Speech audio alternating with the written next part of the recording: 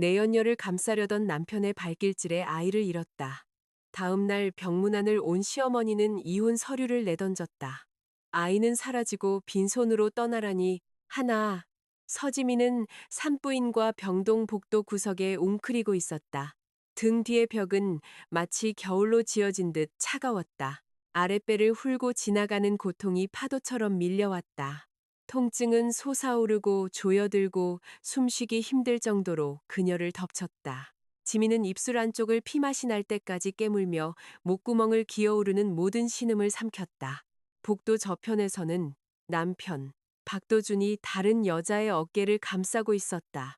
오유진은 마치 자신이 다친 사람인 양 그에게 기대어 있었다. 그녀의 머리카락은 뺨 주위로 흐트러져 있었고 눈은 울어서 붉었지만 얼굴의 각도는 정교했다. 목소리의 떨림은 복도를 따라 들릴 만큼만 정확히 컸다. 도준 씨, 정말 지민 씨 기분 상하게 할 생각은 아니었어요. 유진이 말했다.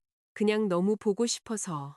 더는 참을 수가 없어서 몇 마디 한 것뿐인데 그녀가 그렇게 예민하게 나올 줄은 몰랐어요. 도준은 즉시 그녀를 향해 고개를 숙였다. 그의 목소리는 부드럽고 조심스러웠으며 거의 다정하기까지 했다. 내 잘못 아니야. 임신한 너한테 언성 높인 그 사람이 잘못이지. 어서 가자. 일단 너부터 집에 데려다 줄게. 넌 안정이 필요해. 지민은 자신을 내려다보았다. 베이지색 바지가 젖어 있었다. 다리 사이에서 번지기 시작한 검붉은 피는 처음에는 느리게, 그러다 점점 빠르게 마치 물에 떨어진 잉크처럼 옷감을 물들이고 있었다. 도준의 이름을 부르려 했지만 또 다른 경련이 그녀의 몸을 찢었다. 무릎이 꺾였다. 어깨가 벽을 따라 미끄러져 내렸고 그녀는 결국 바닥에 주저앉고 말았다. 한 손은 배를 움켜쥐고 다른 한 손은 한때 세상 모든 것으로부터 자신을 지켜줄 거라 믿었던 남자를 향해 뻗었다. 도준이 마침내 고개를 돌렸다. 바닥에 쓰러진 그녀를 보았다. 아주 잠시 그의 미간이 찌푸려졌다. 두려움도 죄책감도 아닌 짜증이었다. 마치 손님들이 알아채기 전에 누군가 빨리 치워야 할 보기 흉한 얼룩을 보는 듯한 표정이었다. 5분만이라도 조용히 좀 못해? 그가 쏘아붙였다. 네가 유진이 스트레스 줘서 걔 뱃속 아이한테 무슨 일이라도 생기면 책임질 거야? 지민은 입을 열었다. 당신 아이도 죽어가고 있잖아라고 말하고 싶었다. 하지만 고통이 그녀의 허리를 반으로 접었다. 목소리는 이미 그녀를 떠났다. 그녀가 할 수 있는 것은 그의 바지가랑이를 향해 손을 뻗는 것뿐이었다. 도주는 그녀의 손가락이 닿기 전에 뒤로 물러섰다. 사람 많은 데서 창피하게 하지 마. 그가 말했다. 걸을 수 있으면 택시 타고 집에 가. 그렇게 아프면 응급실 데스크 가서 접수하고 난 유진이 데리고 나가야겠어. 지민은 이를 악물고 숨을 내쉬었다. 아이는? 하지만 도주는 이미 몸을 돌린 후였다. 유진의 허리에 손을 얹고 엘리베이터 쪽으로 그녀를 이끌었다. 유진이 뒤를 한번 돌아보았다. 그녀의 시선은 지민을 훑고 지나가 바닥에 번지는 피에 머물렀다. 그녀는 두려워 보이지 않았다. 만족스러워 보였다. 엘리베이터 문이 열렸다. 도주는 여전히 유진에게 안심시키는 말을 속삭이며 안으로 들어섰다. 문이 닫히기 시작하자 그가 어깨너머로 소리쳤다. 정 힘들면 간호사한테 도와달라고 해. 그리고 무슨 일만 있으면 우리 엄마한테 문자 좀 그만 보내. 관심 받으려는 거 지긋지긋하니까. 이윽고 은색 문이 닫혔다. 복도는 아주 조용해졌다. 그곳에는 지민과 형광등 불빛과 멀리서 들려오는 모니터의 삐소리와 그녀 아래로 계속 번져가는 붉은 얼룩뿐이었다. 간호사 스테이션에 있던 간호사가 마침내 그녀를 발견했다. 젊은 여자는 손에 들고 있던 차트를 떨어뜨리고 달려왔다. 산모님? 산모님? 제 말 들리세요?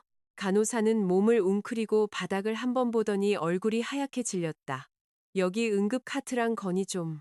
아니, 임산부인데 출혈이 심해요. 사람들이 지민을 향해 달려왔다. 그녀는 차가운 타일 바닥에 눕혀졌다. 손들이 그녀 아래의 거즈와 수건을 눌러댔다. 혈압계 커프가 팔을 조여왔다. 누군가 임신 몇 주 차인지 물었다. 다른 누군가는 누가 데려왔는지 물었다. 지민은 대답하려 했지만 세상은 하얀 빛의 고리와 하나의 엘리베이터 문으로 좁혀져 있었다. 그녀의 휴대폰이 옆 바닥에서 화면을 밝히고 있었다. 화면에는 시어머니 김 여사에게서 온 마지막 문자가 떠 있었다. 유난 떨지 마라. 도준이는 병으로 남자 조종하려는 여자 제일 싫어해. 모든 것이 흐려지기 전 지민은 김 여사에게 단 하나의 문자를 보냈었다. 성모병원 응급실이에요. 도준 씨한테 맞았어요. 아이가 위험할지도 몰라요. 제발 와주세요. 김 여사의 답장은 1분도 채 되지 않아 왔다. 유난 떨지 마라. 간호사들이 지민을 꺼니 위로 들어올렸다.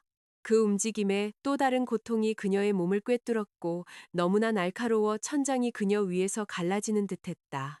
그녀는 수술실로 향하는 복도를 따라 밀려가면서 위를 응시했다. 머리 위로 조명들이 하나씩 차갑고 하얗고 무자비하게 지나갔다.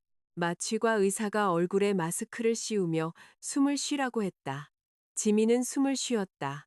그리고 어둠이 그녀를 삼키기 직전 마지막 순간 그녀는 자신의 손을 피해 물러서던 도준의 잘 닦인 구두를 떠올렸다. 박도준, 그녀는 생각했다. 그 발길질. 원망하지 않겠어. 용서해서가 아니야. 오늘 밤부터 네가 내게 진 빚은 고작 발길질 하나보다 훨씬 더 커질 테니까. 제2장. 수술은 밤새 계속되었다. 지민이 다시 눈을 떴을 때 병실은 어두웠다. 커튼은 잿빛 아침을 막기 위해 반쯤 쳐져 있었다. 기계들이 침대 옆에서 조용히 윙윙거렸다. 목이 타들어 가는 듯했다. 몸은 무겁고 동시에 텅 빈 느낌이었다. 마치 그녀가 잠든 사이 누군가 안으로 손을 뻗어 아이뿐만 아니라 그 작고 비밀스러운 심장 박동에 매달려 있던 모든 꿈까지 꺼내 가버린 것 같았다. 침대 옆 탁자에는 플라스틱 물컵이 놓여 있었다. 너무 오래 놓여 있어 미지근했고 아무도 손대지 않은 채였다. 그 옆에는 그녀의 이름이 맨 위에 인쇄된 병원비 청구서가 한 번 접혀 있었다. 꽃도 가족도 밤새 기도하며 의자에서 잠들 남편도 없었다. 지민은 이불 아래로 손을 움직여 배를 만졌다. 평평했다. 더 이상 생명으로 부드럽지도 둥글지도 가득 차 있지도 않은 그저 평평했다. 공허함은 비유가 아니었다. 그것은 물리적이었다. 복부에서 가슴으로, 손가락으로, 입안으로 퍼져나갔다. 울고 싶었지만 눈물은 그녀의 일부가 여전히 부드러워야만 흘릴 수 있는 것이었다. 그 순간 그녀는 오직 공허함만을 느꼈다. 늦은 오전에 문이 열렸다. 도준이 마치 불편한 비즈니스 오찬에 도착한 사람처럼 들어왔다. 그는 차콜색 정장에 옅은 파란색 셔츠를 입고 그들의 5주년 기념일에 지민이 사준 비싼 시계를 차고 있었다. 머리는 단정하게 손질되어 있었다. 그는 마트 할인 코너에서 산 과일 바구니를 들고 있었다.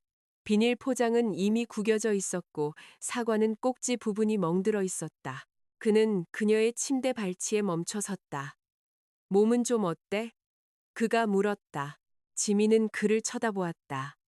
그 질문은 감기나 발목을 삐었거나 가벼운 열이 있을 때나 어울릴 법했다. 아내가 5개월 넘게 품었던 아이 없이 깨어난 병실에는 어울리지 않았다.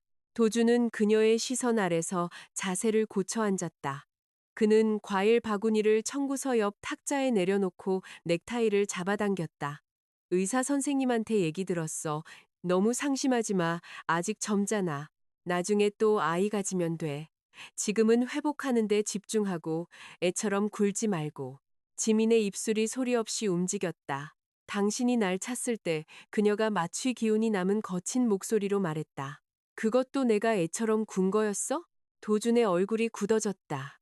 불편한 기색이 스쳤다가 이내 짜증 아래로 사라졌다.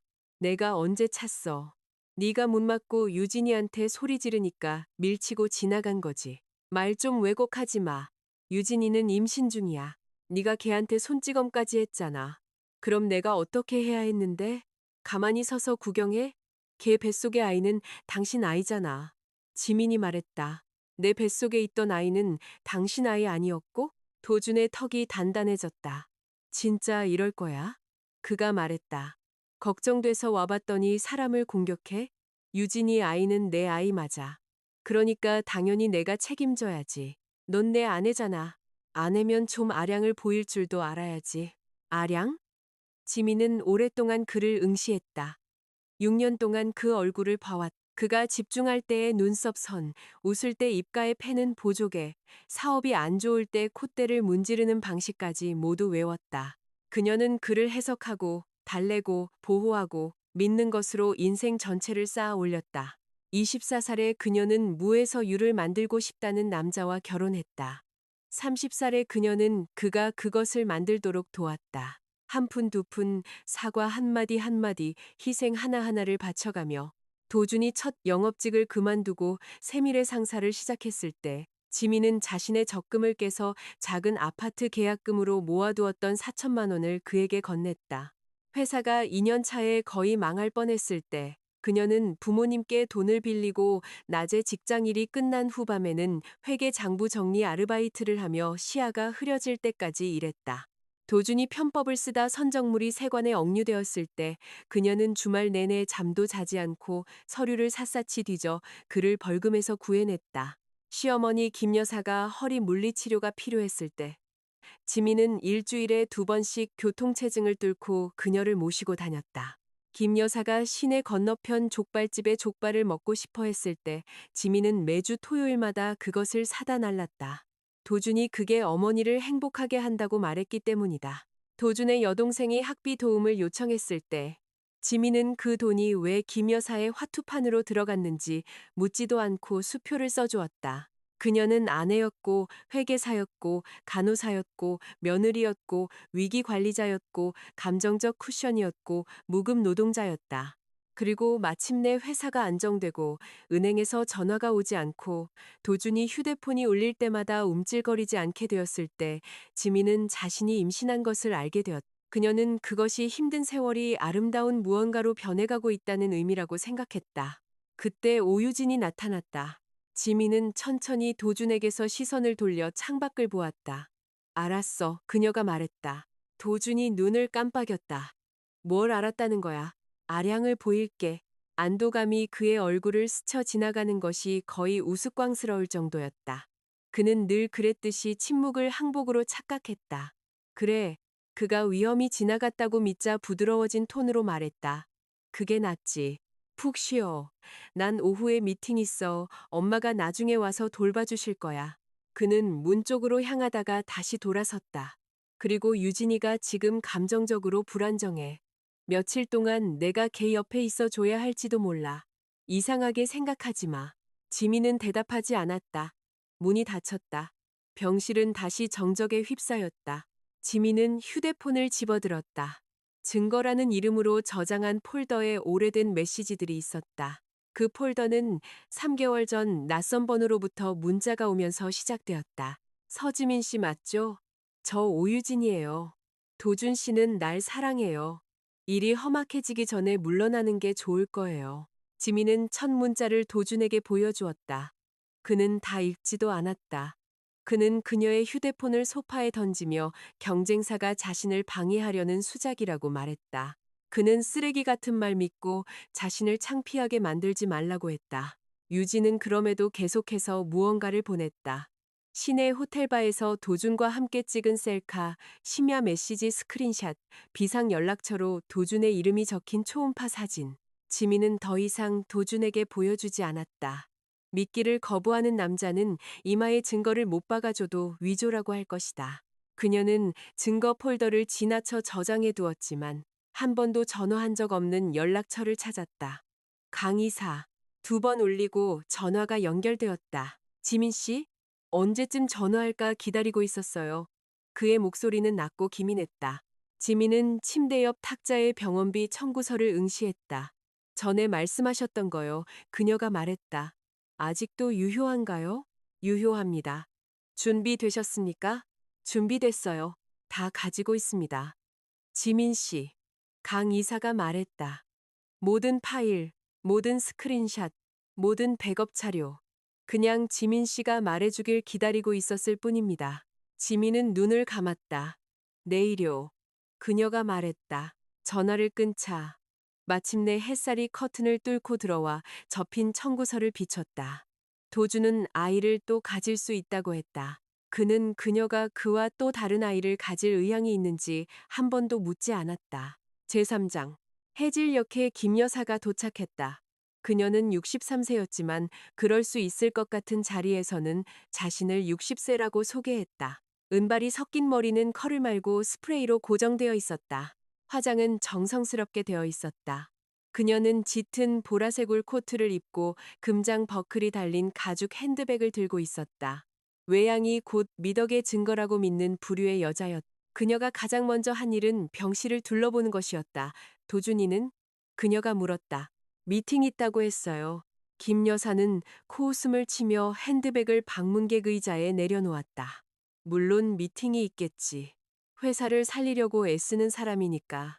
내가 왔잖니. 그럼 됐지. 그녀는 침대 옆에 앉았다. 지민은 기다렸다. 김 여사가 아프냐고 물어보기를 기다렸다. 의사가 뭐라고 했는지 물어보기를 기다렸다. 어제까지 존재했고 오늘 존재하지 않는 손주에 대해 단 한 문장이라도 말해주기를 어리석게도 기다렸다. 김 여사는 핸드백 위로 손을 깍지 끼고 말했다. 그 유진이라는 애한테 그만 말썽 부려야 한다. 지민은 천천히 고개를 돌렸다. 제가 아이를 잃은 거 아세요? 김 여사의 표정이 반초 동안 굳었다. 그리고는 낡은 가면이 다시 제자리로 돌아왔다. 의사한테 전화 받았어. 알아. 누구도 이런 일이 일어나길 원치 않았어, 지민아. 하지만 모든 걸 도준이 탓으로 돌리면 안 되지. 네가 걔를 막다른 골목으로 몰지 않았으면 그렇게 반응하지도 않았을 거야. 제가 임신 5개월일 때 그 사람이 절 찼어요. 그래도 넌 살아있잖니?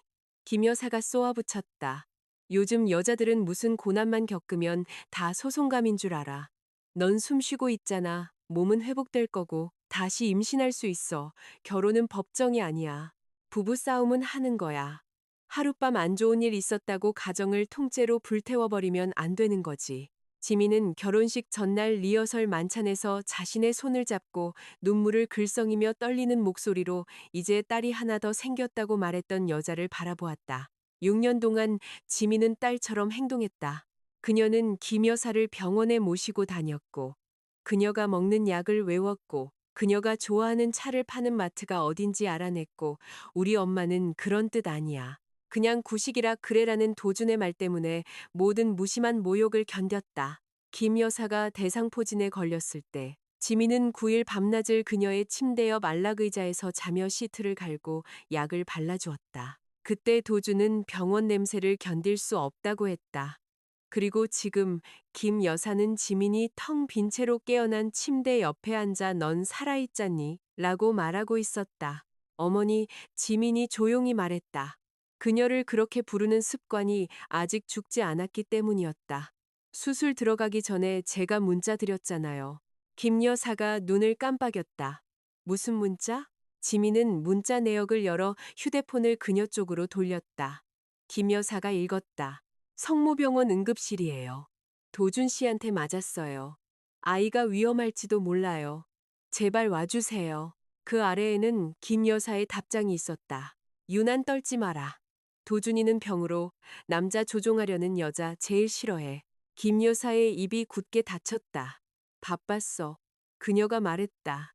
네가 또 투정 부리는 줄 알았지. 넌 항상 예민했으니까. 지민은 천천히 한번 고개를 끄덕였다. 김 여사는 증거와 지민의 차분함에 짜증이 나서 시선을 돌렸다. 그녀는 핸드백에 손을 뻗었. 어젯밤 일로 왈가왈부하러 온 거 아니야. 실질적인 일 때문에 왔지. 그녀는 서류 봉투를 꺼내 병원 담요 위에 올려놓았다. 지민은 시선을 내렸다. 부부 재산 분할 합의서였다. 집, 차, 사업 지분, 저축, 연금 계좌, 개인 재산. 각 항목 옆에는 비율이 적혀 있었다. 박도준 80%, 서지민 20%. 김 여사는 서류 위에 펜을 올려놓았다. 사인해. 그녀가 말했다. 사인하면 너랑 도준이 이 일 덮고 넘어갈 수 있어. 안 하면 너도 걔 성질 알잖아. 빈손으로 쫓겨날지도 몰라. 지민은 오랫동안 그 서류를 쳐다보았다. 이거 도준 씨 생각이에요? 내 생각이지만 걔도 동의했어. 그 회사는 걔가 맨손으로 일으킨 거야. 유산한 걸 핑계로 걔 인생의 절반을 훔쳐갈 순 없지. 양심이 좀 있어봐, 지민아. 지민이 한 번 웃었다. 큰 소리도 아니었고 행복한 웃음도 아니었다. 마치 얼음이 갈라지는 소리 같았다. 그 회사 첫 자금이 어디서 나왔는지 기억하세요? 김 여사의 얼굴이 어두워졌다. 푼돈 세기 시작하지 마. 결혼하면 내 돈이 곧 걔 돈이야. 그리고 결국 내 부모님한테 돈 갚았잖니? 결국엔 그랬죠. 지민이 말했다. 회사가 제가 버는 돈을 모조리 삼키는 구멍이었던 몇 년 동안 제가 그 사람을 버티게 해준 후에야. 김 여사는 그 말을 손짓으로 쫓아버렸다. 지민은 펜을 집어들어 손가락 사이에서 돌리다가 다시 내려놓았다. 제가 계속 뭘 궁금해하는지 아세요? 김 여사가 미간을 찌푸렸다. 뭘, 만약 제가 어젯밤 수술대에서 죽었다면 제 맥박부터 확인하셨을까요? 아니면 이 서류부터 가져오셨을까요? 김 여사는 의자가 바닥을 긁는 소리를 내며 벌떡 일어섰다. 어떻게 나한테 그런 말을 할 수 있니? 내가 널 도우려고 이 먼 길을 왔는데 내 앞에서 그런 저주를 퍼부어? 저주하는 게 아니에요. 지민이 말했다. 아이가 죽은 다음 날 며느리한테 재산 분할 서류를 들이미는 가족이 어떤 가족인지 묻는 거예요. 김 여사의 얼굴이 얼룩덜룩 붉어졌다. 잠시 그녀의 얼굴에 불확실성이 보였다. 죄책감은 아니었다. 김 여사는 죄책감을 좋아하는 여자가 아니었다. 하지만 그녀는 6년 동안 의지해왔던 각본이 실패하고 있음을 이해하는 듯했다. 지민은 울고 애원하고 자신을 정당화하다가 마침내 굴복해야 했다. 그녀는 무미건조한 목소리로 명확한 질문을 해서는 안 됐다. 김 여사는 서류 봉투를 움켜쥐고 침대 옆 탁자에 탁 내려놓았다. 잘 읽어봐. 의사 말로는 내일 퇴원할 수 있을 만큼 안정됐다고 하더구나. 가기 전에 대답 듣길 기대하마. 똑똑하다면 사인하고 이 집안에 내 자리를 지켜. 그렇지 않다면 그녀는 위협을 여운으로 남겼다. 지민은 그것을 완벽하게 이해했다. 똑똑하지 않다면 너는 더 이상 쓸모없게 될 것이다. 김 여사는 핸드백을 낚아채고 떠났다. 문이 물컵을 흔들 만큼 세게 닫혔다. 지민은 가만히 누워 천장을 바라보았다. 내 자리를 지켜. 6년 전 이 가족의 일원이 되었을 때 김 여사는 말했다. 널 내 친딸처럼 대할게. 지민은 마침내 그 말의 의미를 깨달았다. 며느리는 부서질 때까지 이용당할 수 있었다. 가족의 이름이 온전하게 남아있는 한 부서지는 것은 중요하지 않았으니까. 제사장. 그날 밤 지민은 잠들지 않았다. 아침을 기다리고 다음 날은 그녀가 병원에서 퇴원하는 날일 뿐만 아니라 도준이 그의 경력에서 가장 중요한 계약을 체결하기로 예정된 날이기도 했다. 6개월 동안 그는 잔인할 정도로 철저한 실사로 유명한 국내 물류 및 유통 대기업인 태평양 그룹과의 파트너십을 추진해왔다. 태평양 그룹은 단순히 매출 전망이나 고객 목록만 확인하지 않았다. 그들은 세금 신고 내역, 협력업체 관계, 소송 이력, 소유 구조, 그리고 그들의 공급망에 접근하려는 임원들의 사적인 평판까지 확인했다. 거래를 담당하는 태평양 그룹의 임원 최진혁 전무는 실종된 쉼표 하나에 거짓이 숨어 있다고 의심되면 협상을 끝내버리는 것으로 알려져 있었다. 도주는 몇 주 동안 최종 미팅을 성사시켰다고 자랑했었다. 그것이 그가 지민을 단 10분만 방문한 이유였다. 그것이 김 여사가 재산분할 합의서를 서둘러 가져온 이유였다. 그들은 지민이 조용히 있기를 필요했다. 그들은 슬픔에 잠긴 아내가 언론 사진이 찍히고 악수가 포착되고 세밀의 상사가 도준이 운영하는 척해왔던 안정적인 가족 소유 회사로 비칠 때까지 배경에 머물러 있기를 필요했다. 아무도 지민이 무엇을 잃었는지 신경 쓰지 않았다. 그들은 오직 그녀가 그 그림을 망치지 않기만을 신경 썼다. 지민은 도준의 공개 인스타그램 프로필을 열었다. 그의 최신 게시물은 전날 오후 출혈이 있기 전 수술실에 들어가기 전 유산이라는 단어가 그녀의 차트에서 의학적 사실이 되기 전에 올라왔다. 내일은 중요한 날. 나를 믿어준 모든 분들께 감사합니다. 남자는 그가 소유한 것이 아니라 그가 짊어진 책임감으로 평가받는다. 사진은 어두워진 후 책상에 앉아있는 도준의 모습이었다. 정장 재킷은 벗고 소매는 걷어 올렸다. 뒤로는 도시의 불빛이 보였다. 유진이 가장 먼저 댓글을 달았다. 자랑스러워요, 대표님. 미래는 당신의 것. 도주는 빨간 하트로 답했다. 지민은 스크린샷을 찍어 증거 폴더에 저장했다. 폴더는 이미 무거웠다. 강의사가 도준의 회사에서 사직한 후 그녀에게 보낸 은행 기록들, 유진의 메시지 스크린샷, 도준의 호텔 숙박 영수증 사진, 실제 서비스와 일치하지 않는 컨설팅 계약서 사본들. 도준이 회계팀의 태평양 그룹에 자료를 보내기 전에 발표용 수치를 조정하라고 요청한 이메일 폴더. 3개월 전, 지민은 그 증거들로 정확히 무엇을 할지 몰랐다. 그녀는 오직 이것만 알고 있었다. 몇 년 동안 과소평가받아 온 사람은 그 과소평가를 너무 일찍 중단시켜서는 안 된다. 도준이 그녀를 감정적이라고 생각하게 둬라. 김 여사가 그녀를 순종적이라고 생각하게 둬라. 유진이 그녀가 싸우기에는 너무 약하다고 생각하게 둬라. 약한 여자들은 조심스럽게 감시당하지 않는다. 그들은 무시당한다. 그리고 당신을 무시하는 사람들은 종종 문을 잠그지 않고 둔다. 자정 무렵 간호사가 지민의 바이탈을 확인하러 들어왔다. 그녀는 능숙한 부드러움으로 담요를 정리하고 텅 빈 방문객 의자를 보았다. 내일 픽업 오실 분 부를까요? 아니요, 지민이 말했다. 저 혼자 갈 수 있어요. 간호사는 망설였다. 그녀는 3일 동안 아무도 설명해주지 않았음에도 이야기의 윤곽을 이해할 만큼 충분히 많은 것을 보았다.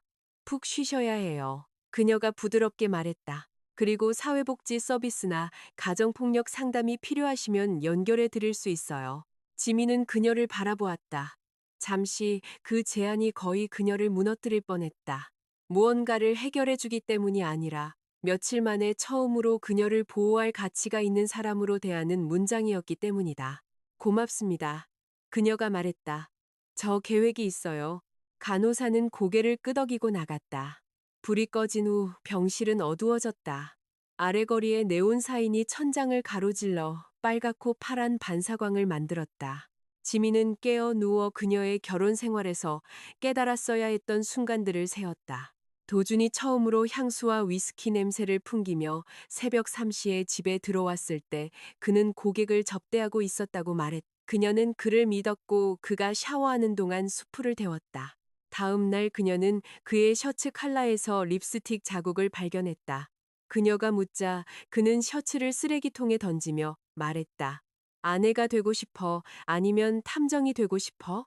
김 여사가 처음으로 지민에게 돈을 부탁했을 때 그녀는 도준의 여동생 학비가 필요하다고 했다.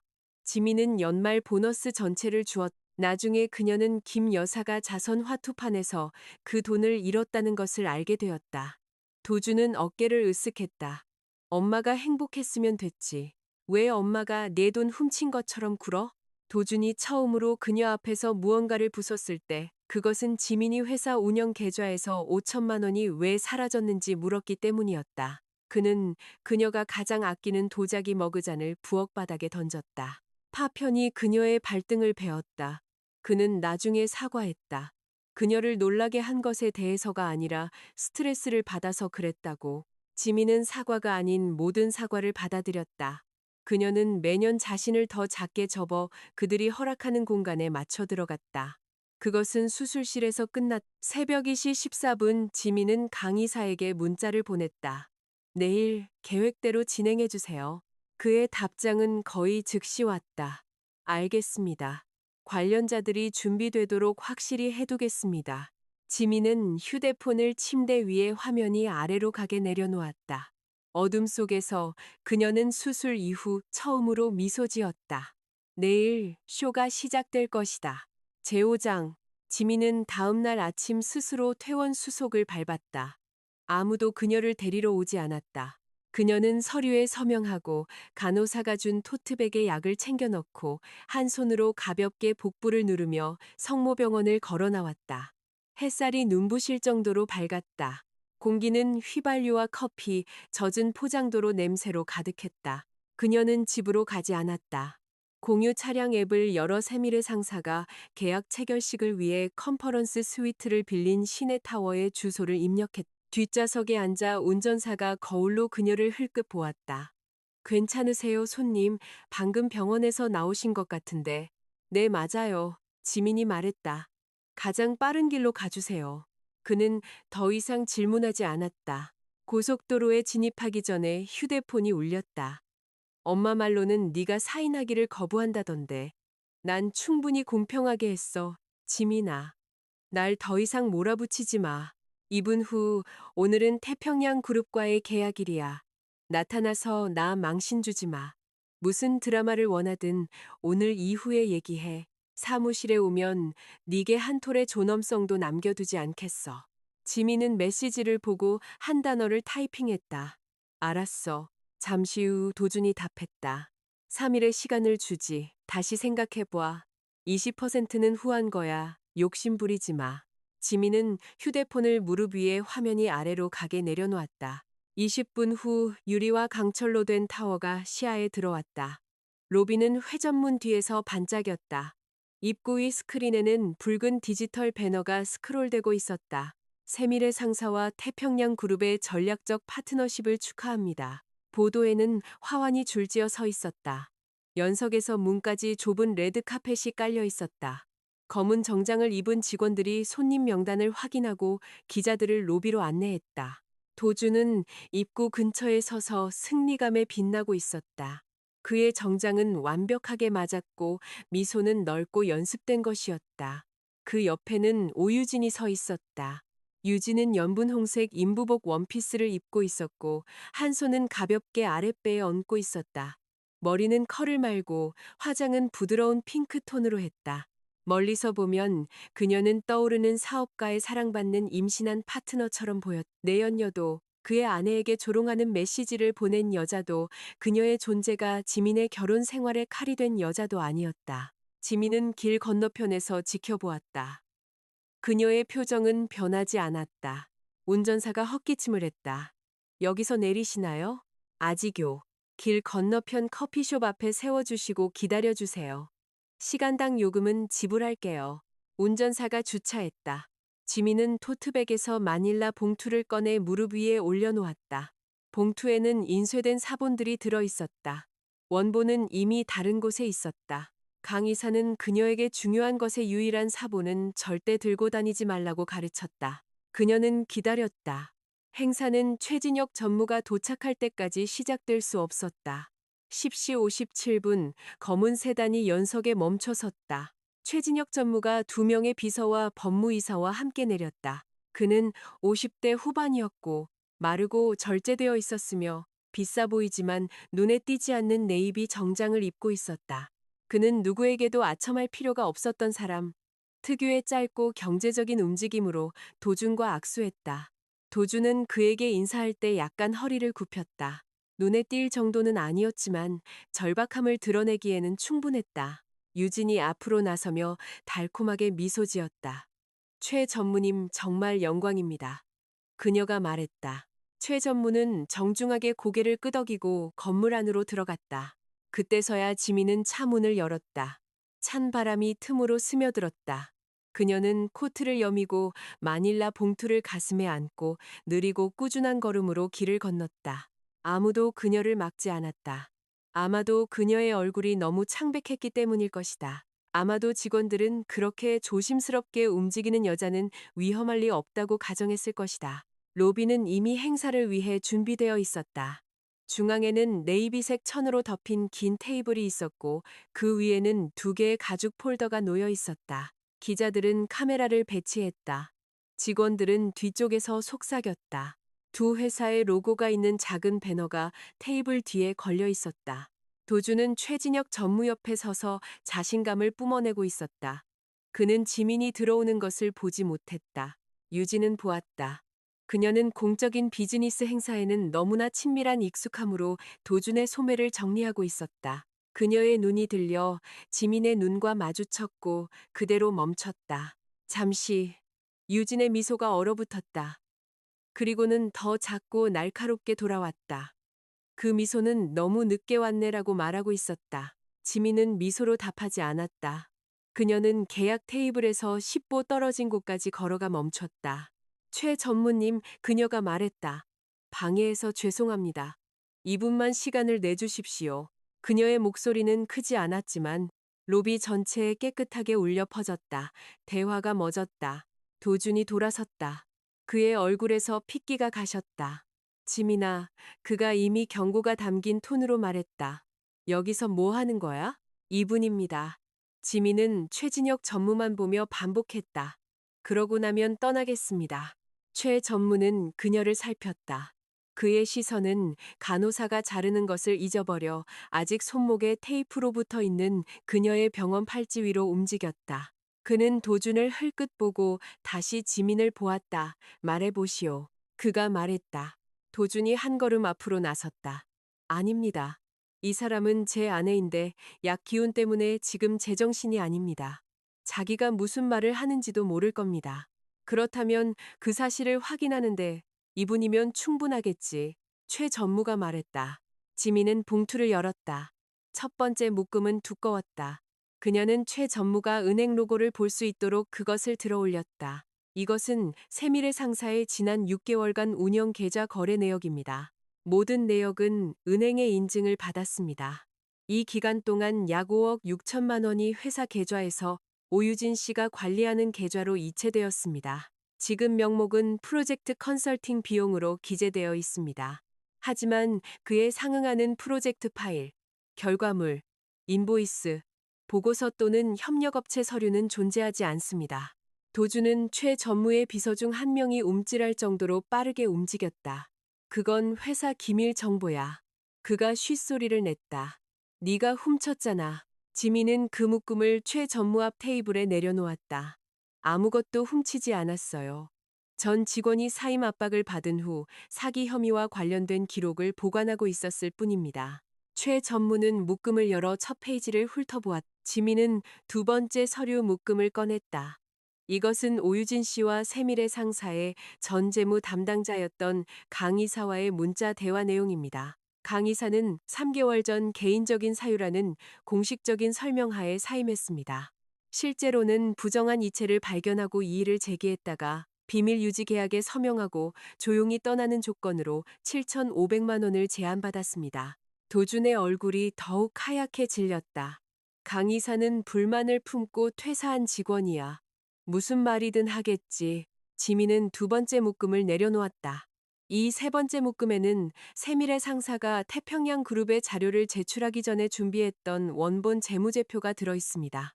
도준 씨가 실사 과정에서 제공한 재무제표와 비교해 보시면 됩니다.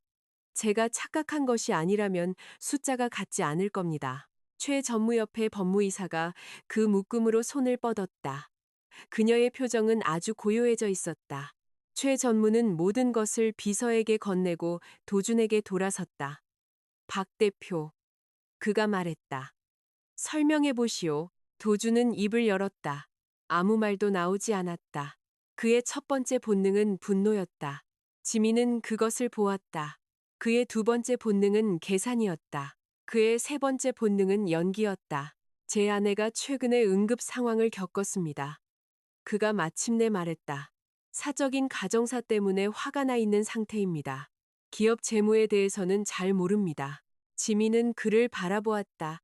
6년 동안 그는 다른 형태로 그 문장에 의지해왔다. 그녀는 잘 몰라. 그녀는 감정적이야. 그녀는 문제를 일으키고 있어. 그녀는 자기 분수를 알아야 해. 최 전무는 납득한 것 같지 않았다. 그녀가 이해하든 못하든 그가 말했다. 우리 법무팀이 서류는 확인할 수 있어. 유진이 앞으로 나서며 목소리를 높였다. 이건 말도 안 돼요. 도준 씨 회사는 아주 잘 되고 있어요. 저 여자는 도준 씨랑 제가 개인적인 문제가 있으니까 질투하는 거예요. 그냥 아무 종이나 인쇄해서 와서는 모두가 믿어주길 바라는 거잖아요. 지민은 유진에게 돌아섰다. 오유진 씨, 당신은 도준 씨의 아이를 임신 중이죠. 축하해요. 하지만 이 기록들이 검토되는 동안 그 사람 옆에 서 있는 것이 당신에게 도움이 될지 아니면 당신을 연로시킬지 결정해야 할 거예요. 만약 지급이 합법적이라면 걱정할 것 없어요. 하지만 그렇지 않다면 당신은 단순한 여자친구가 아니라 회사 자금 수령자가 되는 겁니다. 유진의 입이 닫혔다. 그녀는 반걸음 뒤로 물러섰다. 아주 작아서 거의 보이지 않는 움직임이었다. 도주는 어쨌든 그것을 보았다. 그의 분노가 지민을 향해 터져나왔다. 네가 원하는 게 뭐야? 그가 요구했다. 내 회사가 망하는 걸 원해?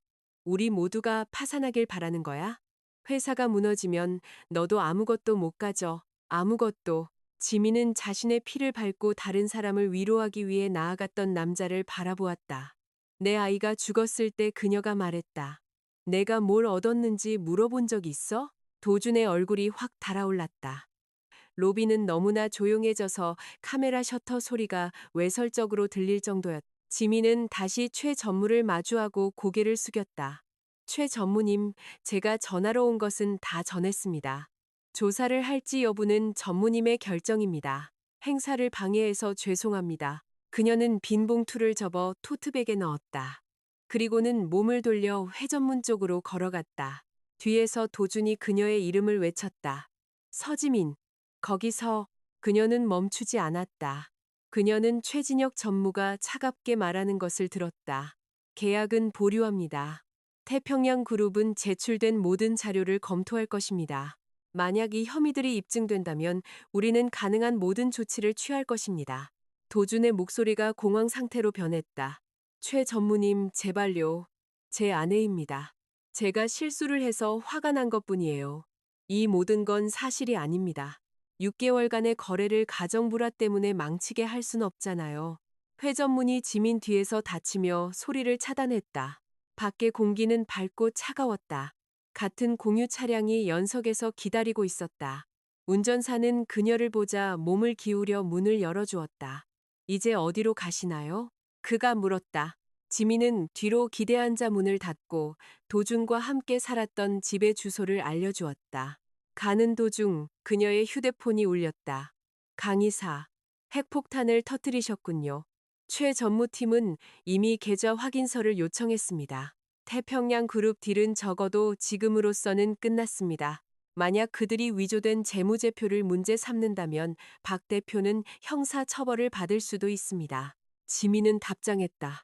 아직 안 끝났어요. 강 이사, 더 있습니까? 지민은 대답하지 않았다. 그녀는 시내가 유리와 햇빛의 판으로 스쳐 지나가는 것을 창밖으로 바라보았다. 6년 전 도주는 혼인신고서를 제출한 후 구청 밖에서 그녀의 손을 잡고 언젠가 그녀가 다시는 돈 걱정을 하지 않게 해주겠다고 약속했. 3년 전 그는 그녀의 저축이 그를 파산해서 구했을 때 그녀를 행운의 별이라고 불렀다. 3개월 전 오유진은 휘발유를 향해 낮춰진 성냥처럼 지민의 삶에 들어왔다. 6일 전 도준의 발이 그녀의 복부를 강타했다. 그는 오늘의 방해가 복수라고 생각했다. 그는 그녀가 계약 실패를 원한다고 생각했다. 그는 여전히 이해하지 못했다. 지민은 모든 것을 원했다. 제6장, 지민이 집에 도착했을 때 김 여사는 이미 거실에 있었다. 재산 분할 합의서가 그녀 앞 커피 테이블 위에 펼쳐져 있었고 페이지들은 조심스럽게 정돈되어 있었다. 그 옆에는 손도 대지 않은 찻잔이 놓여 있었다. 김 여사는 지민이 들어오기 전까지 분명 그 서류를 뚫어지게 쳐다보고 있었지만 현관문이 열리자 척추를 꼿꼿이 세우고 향수처럼 걸치던 오만함을 되찾았다. 돌아왔구나. 김 여사가 말했다. 잘 됐네. 우리 얘기 좀 해야겠다. 지민은 신발을 벗고 코트를 걸고 그녀 맞은편 안락의자에 앉았다. 그녀는 아무 말도 하지 않았다. 김 여사는 기다렸지만 지민은 그녀가 밀어붙일 만한 아무것도 주지 않았다. 마침내 김 여사가 시작했다. 도준이한테 전화 왔어. 네가 계약식에 쳐들어가서 걔 프로젝트를 망쳐놨다더구나. 지민아, 네가 오늘 한 짓은 용서받을 수 없는 일이야. 제가 무슨 말을 했다고 하던가요? 그게 중요해? 네가 태평양 그룹 앞에서 걔 망신을 줬잖아. 최진혁 전무가 계약을 보류시켰어. 이제 그 건물에 있는 모든 사람이 도준이가 자기 아내한테 등 뒤에서 칼을 맞았다고 수군거릴 거야. 김 여사는 재산분할 합의서를 두 손가락으로 탁 쳤다. 그 계약이 뭘 의미하는지 알아? 그건 걔의 미래였어. 넌 차라리 걔 목에 칼을 꽂는 게 나았을 거야. 지민은 김 여사의 목소리가 잦아들 때까지 기다렸다. 제가 왜 거기에 갔는지는 말씀 안 하시던가요? 김 여사의 눈이 흔들렸다. 유진이 때문이겠지. 당연히 네가 질투가 나서 걔가 행복한 걸 못 보겠으니까. 남자는 실수할 수 있어. 똑똑한 아내는 남편이 그래도 집에 돌아오면 그 집은 여전히 자기 것이라는 걸 이해하지. 저는 유진 씨의 불륜에 대해서는 언급하지 않았어요. 지민이 말했다. 저는 금융 사기에 대해 언급했어요. 김 여사의 입이 열렸다가 닫혔다. 무슨 사기? 그녀가 날카롭게 말했다. 네가 그 사람들 겁주려고 지어낸 거짓말 말이야? 지민이 미소 지었다. 태평양 그룹이 겁으로 운영되는 회사라고 생각하세요. 그들 법무팀은 이미 은행 확인서를 조회하고 있어요. 도준 씨는 6개월 동안 5억 원이 넘는 회사 자금을 유진 씨에게 이체하고 컨설팅 비용이라고 했어요. 강 이사가 원본 회계 파일을 가지고 있고요. 도준 씨는 조작된 재무제표를 제출했어요. 이건 더 이상 나쁜 결혼 생활의 문제가 아니에요. 이건 범죄 문제라고요. 김 여사는 찻잔을 잡으려 손을 뻗었다. 그녀의 손이 떨렸다. 차가 잔 가장자리를 넘어 합의서 위로 쏟아져 도준에게 80%를 주는 선을 흐릿하게 만들었다. 지민은 번져가는 갈색 얼룩을 흘끗 보았다.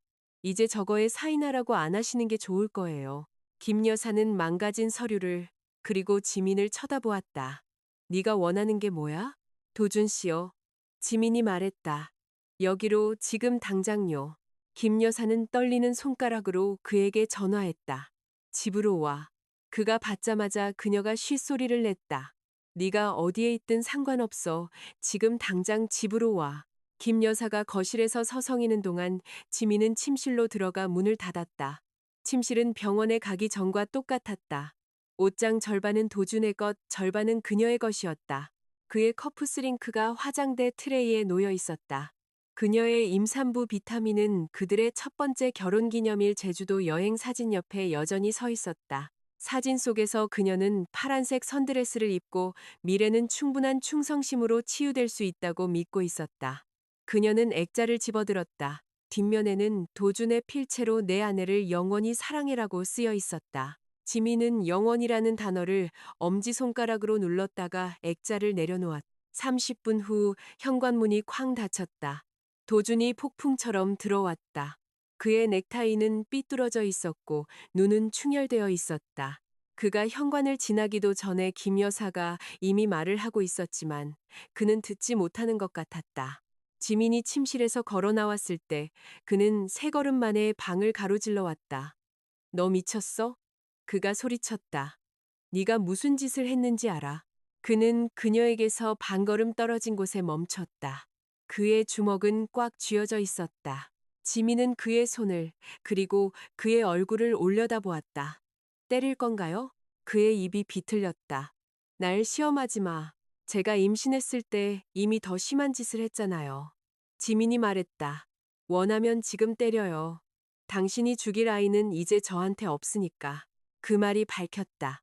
잠시 그의 눈 속에 분노가 희미해지고 후회가 아닌 두려움에 가까운 무언가로 대체되었다. 다른 누군가가 그 문장을 들었을 때 어떻게 들릴지에 대한 두려움이었다. 아이를 무기로 쓰지 마. 그가 말했다. 네가 태평양 그룹에서 한 짓은 그거랑 아무 상관없어. 맞아요. 지민이 소파에 앉으며 말했다. 아이는 하나의 문제고 사기는 다른 문제죠. 오늘 저는 잠재적 파트너에게 그들이 받은 자료가 신뢰할 수 없을 수도 있다는 것을 알렸어요. 그건 책임감 있는 행동이었죠. 책임감? 도준이 거칠게 웃었다. 넌 책임감의 책자도 모르면서 유진이 질투나서 내 회사를 불태워버리기로 한 거잖아. 지민은 커피 테이블 아래에서 봉인된 봉투를 꺼냈다. 당신에게 한 가지 선택권을 줄게요. 그녀가 말했다. 도준은 그것을 쳐다보았다. 김 여사는 서성이는 것을 멈췄. 이 봉투 안에는 지민이 말했다. 진짜 재무제표와 강의사의 백업 증거 사본이 들어있어요. 저는 이것들을 형사수사관에게 보내지 않기로 선택할 수 있어요. 심지어 태평양 그룹에게 세미래 상사의 장부가 고의로 위조된 것이 아니라 부실하게 관리되었다고 말해줄 수도 있고요. 만약 태평양 그룹이 문제 삼지 않기로 선택하면 당신은 감옥행을 피할 수도 있겠죠. 도준의 호흡이 변했다. 그는 그녀를 믿었다. 그것은 그날 그의 얼굴이 한 첫 번째 정직한 것이었다. 조건이 뭔데? 그가 물었다. 이혼. 지민이 말했다. 당신은 빈손으로 이 결혼을 떠나는 거예요. 집, 저축, 사업 지분에 대한 내 권리. 법적으로 나에게 양도될 수 있는 모든 것이 양도될 거예요. 당신은 그냥 걸어나가는 거죠. 김 여사가 폭발했다. 절대 안 돼. 네가 뭔데? 이 집은 내 아들 거야. 저 회사는 내 아들의 피와 땀이야. 넌 외부인이야. 종이 몇 장 들고 와서 걔가 세운 걸 훔쳐갈 순 없어. 지민은 김 여사를 보지 않았다. 그녀는 오직 도준만 보았다. 그는 봉투를 보았다. 지민은 그 표정을 알았다. 그녀는 그가 자동차 대리점에서 협력업체와 협상할 때 그 표정을 짓는 것을 보았다. 그는 위험을 계산하고 있었다.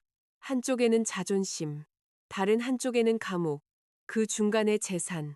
그가 대답하기 전에 김 여사가 테이블에서 봉투를 낚아챘다. 이건 협박이야. 그녀가 뱉어냈다. 그녀는 그것을 반으로 찢었다. 종이가 찢어졌다. 찢어진 반쪽들이 카펫 위로 떨어졌다. 엄마. 도준이 고함을 질렀다. 김 여사는 얼어붙었다. 지민은 움직이지 않았다. 도준은 지민이 이전에 한 번도 김 여사를 향해 본 적 없는 악랄함으로 어머니에게 돌아섰다. 그러다 그는 자신을 제지하고 그것을 삼키고 다시 지민을 마주했다. 그의 표정이 변했다. 광란의 사업가는 사라졌다. 그 자리에는 지민이 그가 짓밟으려는 경쟁자를 다룰 때만 얼핏 보았던 남자가 서 있었다. 이혼을 원해? 그가 부드럽게 말했다. 돈을 원해? 지민은 기다렸다. 도주는 그의 얼굴이 그녀의 얼굴 가까이 올 때까지 몸을 숙였다. 위스키, 땀, 그리고 그녀의 것이 아닌 꽃향수 냄새가 났다. 아마 한 가지 기억해야 할 거야. 그가 속삭였다. 정말 그 아이가 사고로 잃었다고 생각해? 지민은 굳어버렸다. 도주는 몸을 펴고 그의 눈 속의 만족감은 말이 완전히 말하지 않은 것을 그녀에게 알려주었다. 그는 진심이었다. 유산은 아닐지라도, 최종적인 것은 아닐지라도, 하지만 폭력, 위험, 유진이 울고 있고 지민이 길을 막고 있었기 때문에 그녀의 몸을 발로 차기로 한 결정. 그는 통제력을 잃은 것이 아니었다. 그는 선택을 한 것이었다. 제7장. 10초 동안 거실은 침묵에 잠겼다. 지민은 부엌에서 냉장고가 윙윙거리는 소리를 들었다. 김 여사가 너무 빠르게 숨 쉬는 소리를 자신의 귀에서 무겁고 느리게 뛰는 맥박 소리를 들었다. 기억이 재구성되었다. 도준이 유진의 전화를 받고 목소리가 부드러워지고 유진이 배가 아프다고 울고 지민이 문 앞에 서서 그가 어디 가는지 묻고 언제 거짓말을 멈출 건지 묻고 왜 다른 여자의 임신은 그를 순식간에 불러내면서 아내의 5개월 된 임신은 그렇게 아무것도 아닌지 묻고 있었다. 도준이 비키라고 말하고 지민이 싫다고 말하고 유진이 다시 전화하고 도준의 얼굴이 변하고 밀치는 것이 발길질이 되고 그 일격은 그녀의 복부 옆구리에 맞았다. 정중앙은 아니었지만 그 힘에 그녀는 옆으로 쓰러졌다. 그녀는 엉덩이가 먼저 바닥에 부딪히고 그 다음 배가 부딪힌 것을 기억했다. 충격을 기억했다. 고통뿐만 아니라 불신. 그녀의 몸은 마음보다 먼저 돌이킬 수 없는 일이 일어났다는 것을 알았다. 그녀는 바닥에서 고개를 들었다. 도주는 침착하게 신발을 신고 있었다. 그는 한 번 뒤돌아보고는 떠났다. 지민은 일어섰다. 그 움직임이 복부에 아물어가는 조직을 찢었지만 그녀는 그것을 드러내지 않았다. 그녀는 손을 들어 그의 뺨을 때렸다. 도주는 그녀의 손바닥이 완전히 닿기 전에 손목을 잡았다. 하지마. 그가 말했다. 그는 팔의 통증이 쏠릴 때까지 꽉 쥐었다가 그녀의 손을 뿌리쳤다. 이제 와서 날 칠 수 있을 것 같아? 아직 너랑 말해주고 있는 걸 감사해야 할 텐데. 네가 우리 아이를 죽였어. 지민이 말했다. 증명해봐. 그의 목소리는 이제 평평하고 그 차분함이 추악했다. 그날 밤 이 집에는 너랑 나 단둘뿐이었어. 난 네가 넘어졌다고 말할 수 있어. 네가 히스테리를 부렸다고 말할 수 있어. 우리 엄마는 네가 항상 유난스러웠다고 증언해 줄 수 있고. 누가 널 믿어줄까? 김 여사는 마치 신호를 기다렸다는 듯 즉시 끼어들었다. 난 누구에게든 걔가 부주의했다고 말할 거야. 임신한 여자는 싸우면서 돌아다니면 안 된다는 걸 알아야지. 걔가 미끄러졌는데 이제 돈 때문에 내 아들 탓을 하고 싶은 거야. 지민은 한 얼굴에서 다른 얼굴로 시선을 옮겼다. 법이 자신에게 닿지 않을 수도 있다는 것을 아는 아들. 질문이 던져지기도 전에 그를 위해 거짓말할 준비가 된 어머니. 6년간의 봉사가 하나의 명확한 이미지로 무너졌다. 그녀는 자신을 한 인격체로 보지 않는 사람들과 한 집에 살고 있었다. 그들은 그녀를 자원으로 보았다. 그리고 자원이 고장나면 그들은 처리를 논의했다. 그때 그녀를 채운 증오는 뜨겁지 않았다. 차갑고 빽빽했다. 마치 쇠처럼 가슴에 내려앉았다. 그녀는 숨을 한 번, 그리고 또 한 번 쉬었다. 좋아. 그녀가 말했다. 그럼 이혼. 도준의 미소가 흔들렸다. 뭐? 이혼. 지민이 반복했다. 회사도 원하지 않아. 집도 원하지 않아. 차도, 은행 계좌도, 숟가락 하나, 수건 한 장도 원하지 않아. 난 이 결혼이 끝나는 걸 원해. 그날 처음으로 도주는 불확실해 보였다. 김 여사는 더욱 혼란스러워 보였다. 그들은 흥정을 예상했다. 분노, 눈물, 위협, 어쩌면 극적인 돈 요구에 대비하고 있었다. 그들은 지민이 밧줄을 놓아버릴 준비는 하지 않았다. 네가 그냥 떠날 수 있을 것 같아? 도준이 말했다. 이혼은 두 사람의 서명이 필요해. 난 동의 안 해. 넌 어디에도 못 가. 지민은 침실로 들어가 옷장에서 여행 가방을 꺼냈다. 동의하게 될 거야. 그녀는 서랍을 열어 오직 자신의 것만 접었다. 청바지, 스웨터, 노트북, 작은 서류 상자, 12주차 초음파 사진. 초음파 사진은 여행 가방 대신 지갑 안쪽 주머니에 넣었다. 도준이 그녀를 문간까지 따라왔다. 또 뭘 가지고 있는데? 그가 요구했다. 지민은 여행 가방에 지퍼를 잠갔다. 유진 씨가 세밀의 상사와 서명한 컨설팅 계약서요. 그 사람이 자금 이체를 위장하는 데 사용했던 거. 당신도 그게 뭔지 정확히 알잖아요. 그건 컨설팅이 아니에요.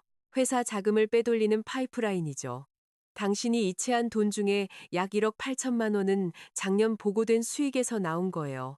당신은 내연녀를 부양하기 위해 회사 돈을 옮기고는 세금을 허위로 신고했어요. 도준의 얼굴이 변했다. 찢어진 봉투가 닿지 않았던 곳에 위협이 닿았다. 지민은 여행 가방을 똑바로 세웠다. 내일 아침 10시에 그녀가 말했다. 구청에서 만나서 협의 이혼 서류에 서명하는 거예요. 당신은 이혼이 접수된 후에만 내가 개인적인 청구를 포기한다는 합의서를 가져와요. 만약 오지 않으면 나는 회사 자금, 세금 문제, 그리고 아이에 대한 당신 자신의 진술에 관한 기록들을 강의사가 이미 알고 있는 수사관들에게 보낼 거예요. 날 녹음했어? 도준이 물었. 지민은 대답하지 않았다. 그의 눈이 커졌. 그녀는 그 특정한 자백을 법정에서 쓸 만큼 명확하게 녹음하지는 않았지만 그는 그것을 몰랐고 처음으로 모른다는 사실이 그를 두렵게 했다. 지민은 코트를 입었다. 문 앞에서 그녀는 마지막으로 그를 한번 쳐다보았다. 당신은 항상 내가 당신 없이는 살아남기에는 너무 무르다고 했죠. 무른 것도 단단해질 수 있다는 걸 기억했어야 했어요. 그녀는 복도로 나섰다. 엘리베이터 문이 닫히자 김 여사의 목소리가 불신에 찬 날카로운 소리로 뒤에서 들려왔다. 제가 자기가 뭐라고 생각하는 거야. 도준아, 무슨 말 좀 해봐. 그때 무언가 벽에 부딪혀 깨지는 소리가 났다. 지민은 엘리베이터 패널에 기대어 눈을 감았다. 떠나는 것은 승리감으로 느껴지지 않았다. 그것은 피투성이가 되고 떨면서 마침내 차가 멈춘 것에만 감사하는 교통사고 후 서 있는 것 같았다. 하지만 그녀는 돌아가기 위해 버튼을 누르지 않았다. 제8장. 다음 날 아침 지민은 구청에 일찍 도착했다. 그녀는 짙은 쇄골 코트를 입고 창백한 얼굴에서 머리를 뒤로 묶었다. 화장은 전혀 하지 않았다. 그녀는 친구 윤서와의 객실 침대에서 3시간을 잤고 그 3시간 동안 병원 불빛과 도준의 구두를 꿈꿨다. 가정법원 민원실은 종이, 낡은 카펫, 그리고 아마도 90년대부터 고장났을 커피 머신에서 나는 커피 냄새로 가득했다. 사람들은 플라스틱 의자에 앉아 무릎 위에 서류 폴더를 올려놓고 있었다. 어떤 이들은 조용히 울었다. 어떤 이들은 휴대폰을 응시했다. 어떤 이들은 지민이 이제 이해하는 방식으로 안도해 보였다. 도주는 20분 늦었다. 그는 혼자 왔다. 김 여사도 유진도 없었다. 그의 얼굴은 깨끗하게 면도되어 있었지만 눈의 충혈이 그를 드러냈다. 그는 지민 옆 의자에 폴더를 던졌다. 사인해. 지민은 그것을 열었다. 협의 이혼 의사 확인 신청서. 박도준과 서지민. 혼인 관계 파탄. 혼인 중 미성년 자녀 없음. 미성년 자녀 없음. 그 단어들은 주저없이, 역사 없이 깔끔하게 인쇄되어 있었다. 그녀가 샤워하면서 노래를 불러주었던 아이, 그녀가 손 아래서 느꼈던 작은 움직임의 아이는 서식 위에 한 줄이 되어 있었다. 도준이 그녀 위로 몸을 숙였다. 네가 원했잖아. 내가 나가주지. 사인하고 접수하고 떠나. 이 문을 통과하고 나면 돌아올 생각하지 마. 지민은 펜을 들었다. 그녀의 손은 떨리지 않았다. 그녀는 서식이 그녀의 아이를 지워버린 곳 옆에 서명했다. 접수는 슬픔이 그래야 하는 것보다 빨랐다.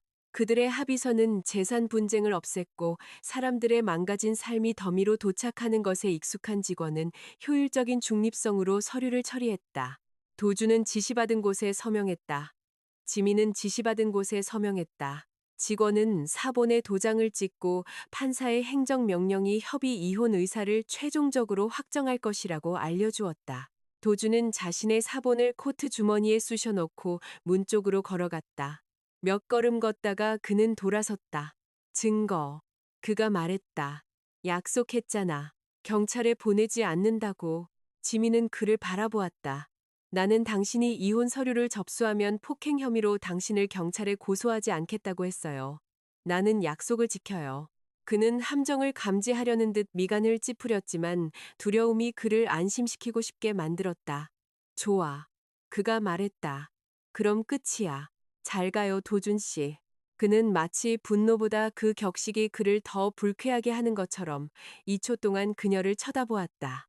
그리고는 돌아서서 떠났다. 지민은 그의 모습이 유리문 너머로 사라질 때까지 구청 로비에 서 있었다. 그리고는 휴대폰을 꺼내 강 이사에게 전화했다. 접수했습니다. 강 이사가 숨을 내쉬었다. 그쪽 준비는 다 됐습니까? 네. 그리고 거짓말 안 했어요. 폭행 파일은 오늘 경찰에 넘기지 않을 거예요. 하지만 지민은 밖으로 나섰다. 햇살이 그녀의 얼굴을 때렸고 눈이 시릴 정도로 밝았다. 하지만 금융 증거는 이미 국세청 범죄조사과 지방세청 그리고 당신의 변호사 연락처를 통해 경제범죄수사팀으로 넘어갔어요. 강 이사는 잠시 침묵했다. 지민 씨, 그가 조용히 말했다. 그건 경고 사격이 아닙니다. 그건 붕괴입니다. 그는 제 5개월 된 아이를 제 몸에서 걷어찼어요. 지민이 말했다.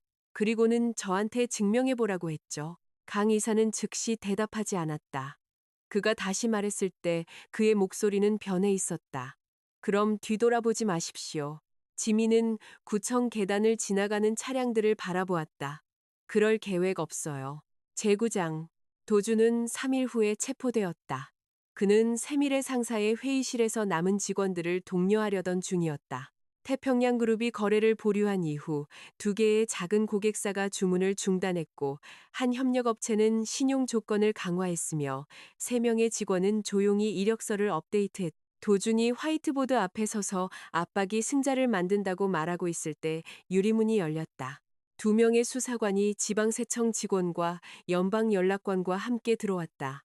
앞에 있던 여자가 신분증을 들어보였다. 박도준 씨, 세밀의 상사와 관련된 횡령, 재무제표 위조, 탈세 혐의에 대해 질문할 것이 있습니다. 저희와 함께 가주셔야겠습니다. 마커가 도준의 손에서 떨어졌다.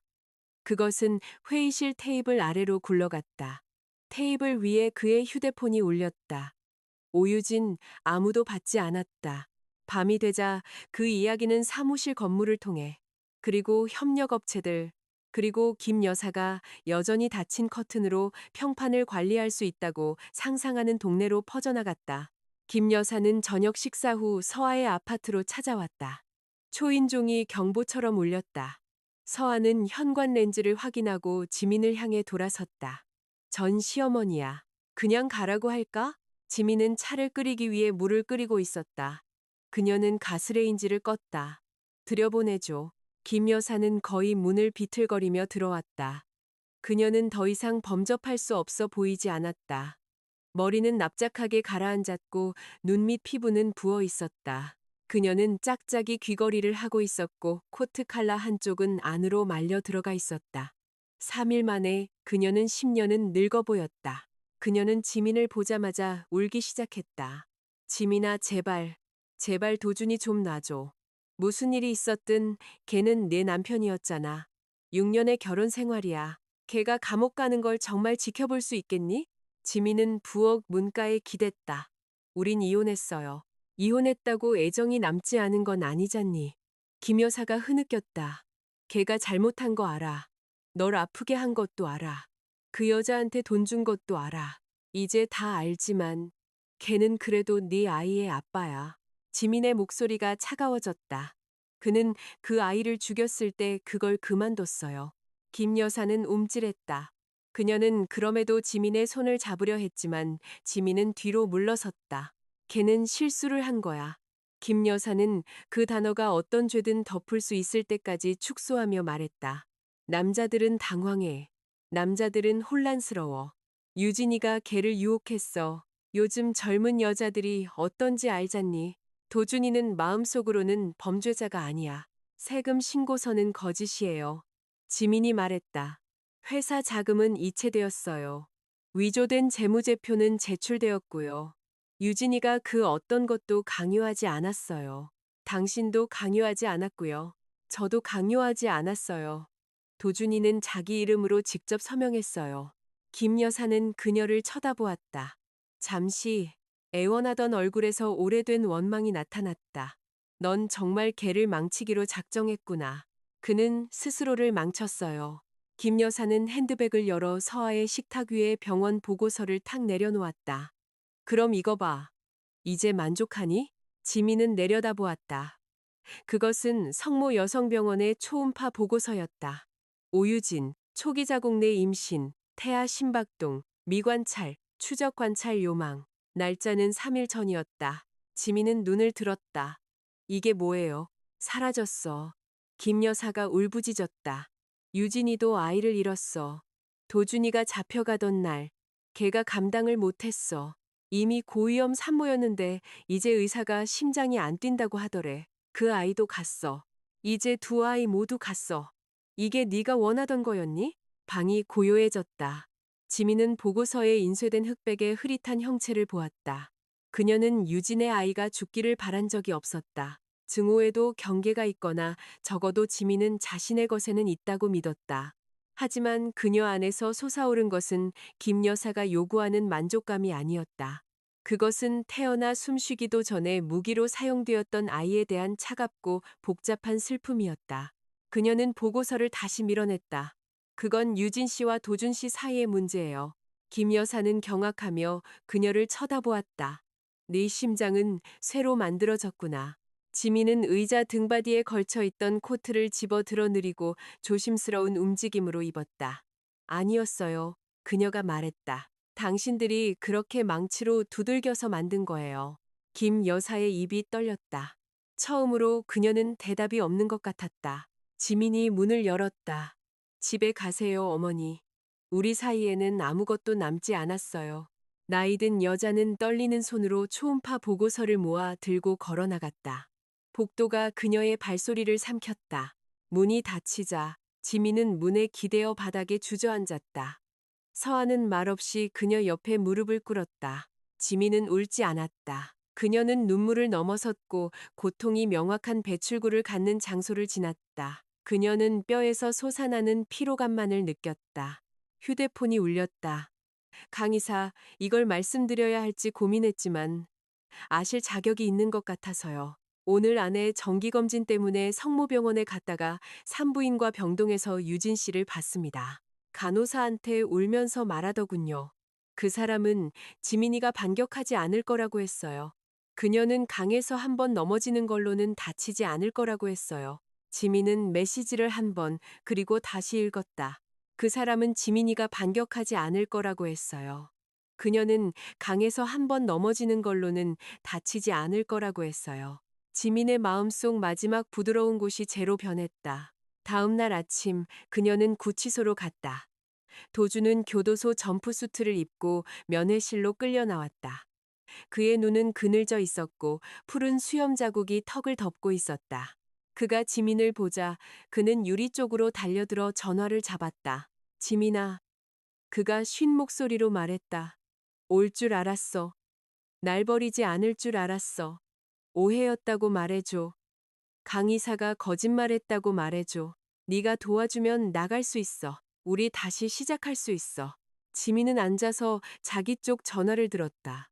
유진 씨 아이 이렇대요. 알았어요. 도주는 얼어붙었다.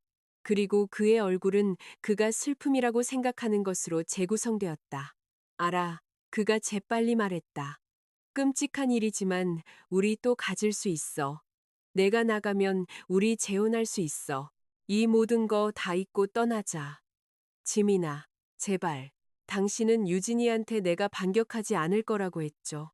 지민이 말했다. 그의 표정이 무너졌다.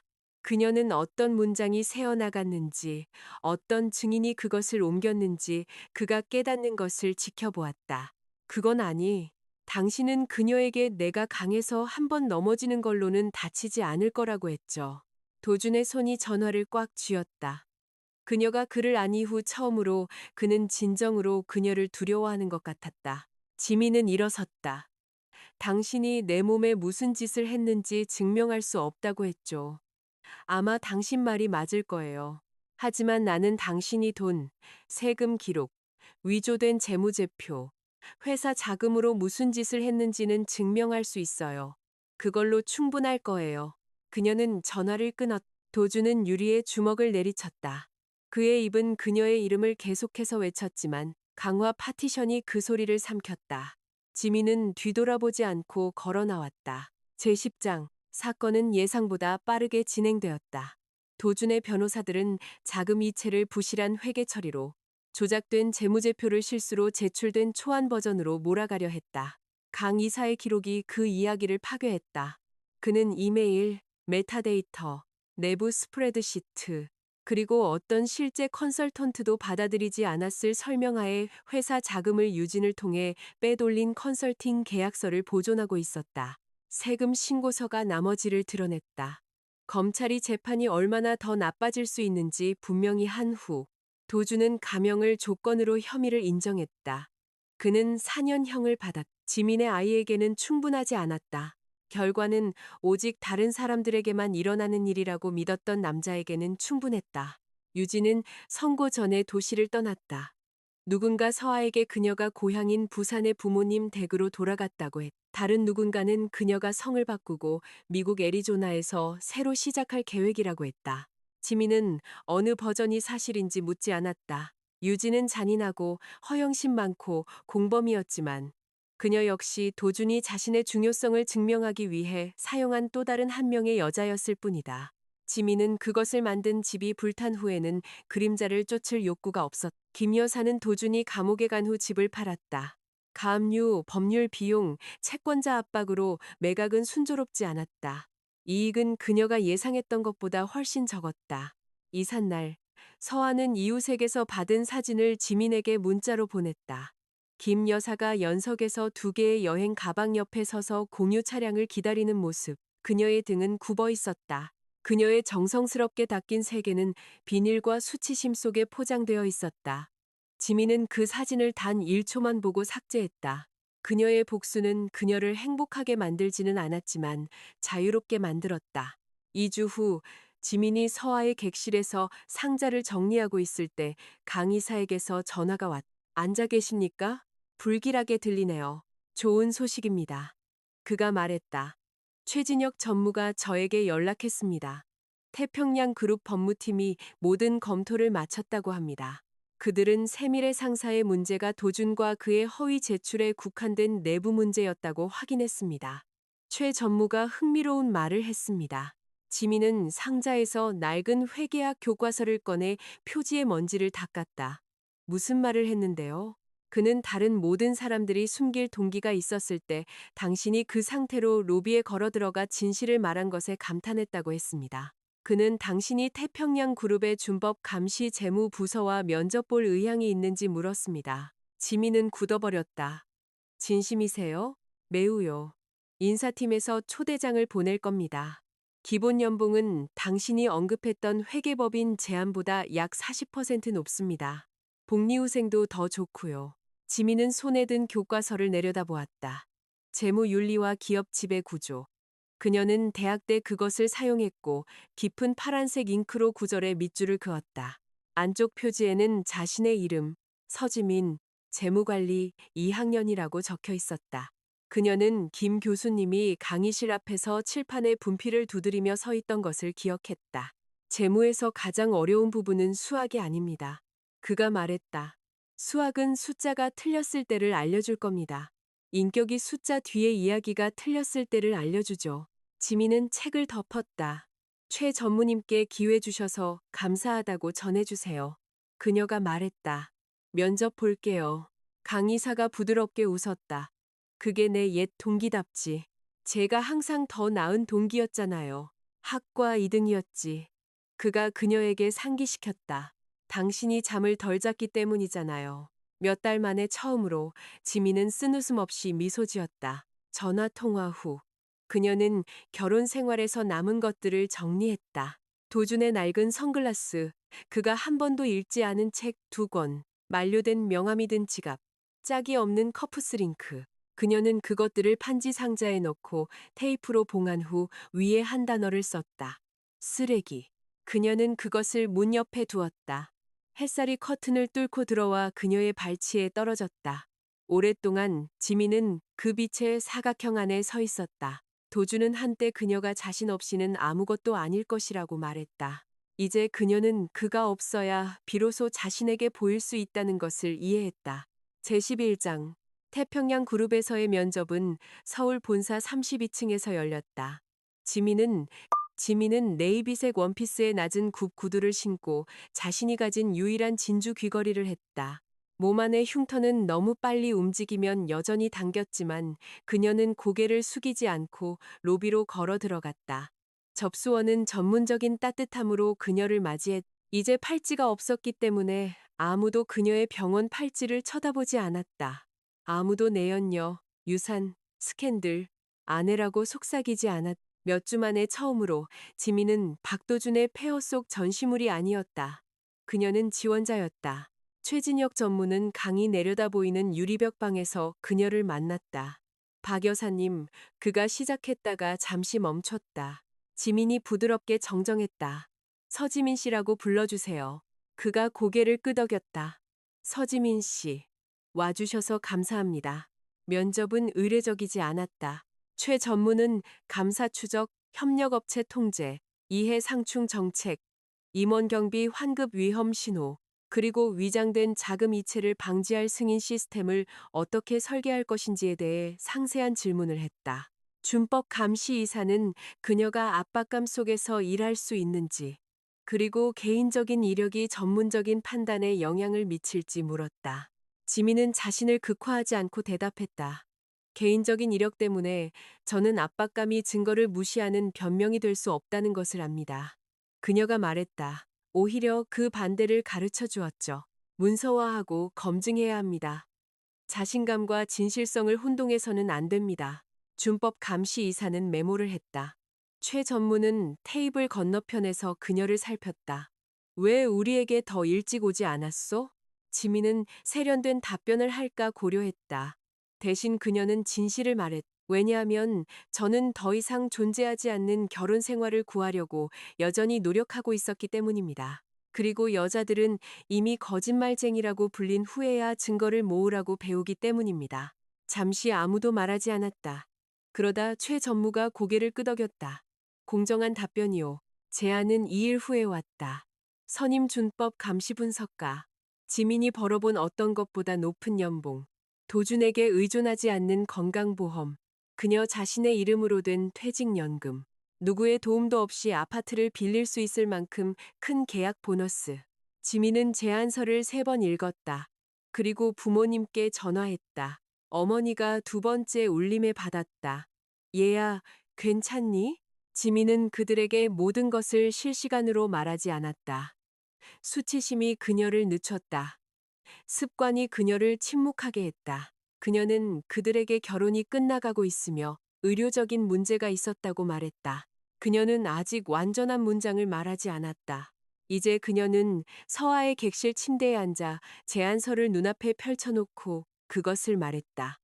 엄마, 도준 씨한테 맞아서 아이를 잃었어요. 전화기 저편에서 소리가 들렸다.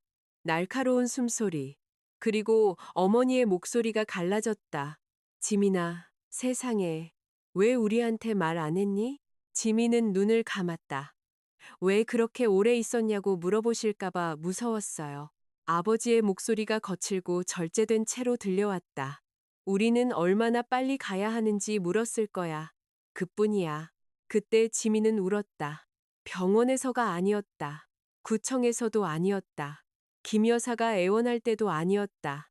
도준이 유리 뒤에서 소리 지를 때도 아니었다. 그녀는 세상에 여전히 그녀가 다쳤다고 말했을 때 그녀가 무슨 짓을 해서 그런 일을 당했는지 묻지 않는 사람들이 있었기 때문에 울었다.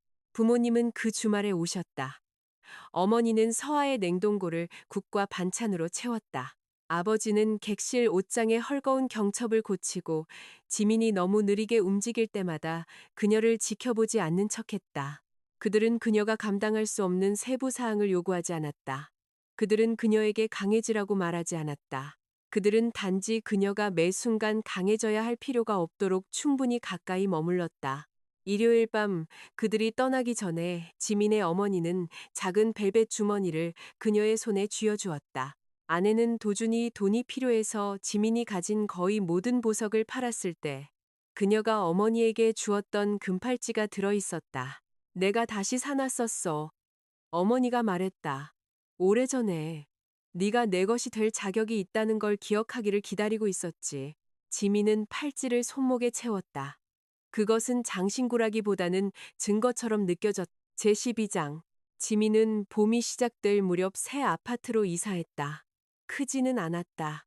침실 하나, 좁은 부엌 하나, 단풍나무 한 줄을 마주한 창문이 있는 거실, 그리고 의자 2개와 바질 화분을 놓을 만큼만 넓은 발코니. 하지만 열쇠 꾸러미의 모든 열쇠는 그녀의 것이었다. 모든 청구서는 그녀의 이름으로 도착했다. 아파트의 모든 소리는 그녀가 선택하거나 허락한 것이었다. 쾅 닫히는 문도, 다른 여자에게서 우는 한밤중의 전화도 없었다.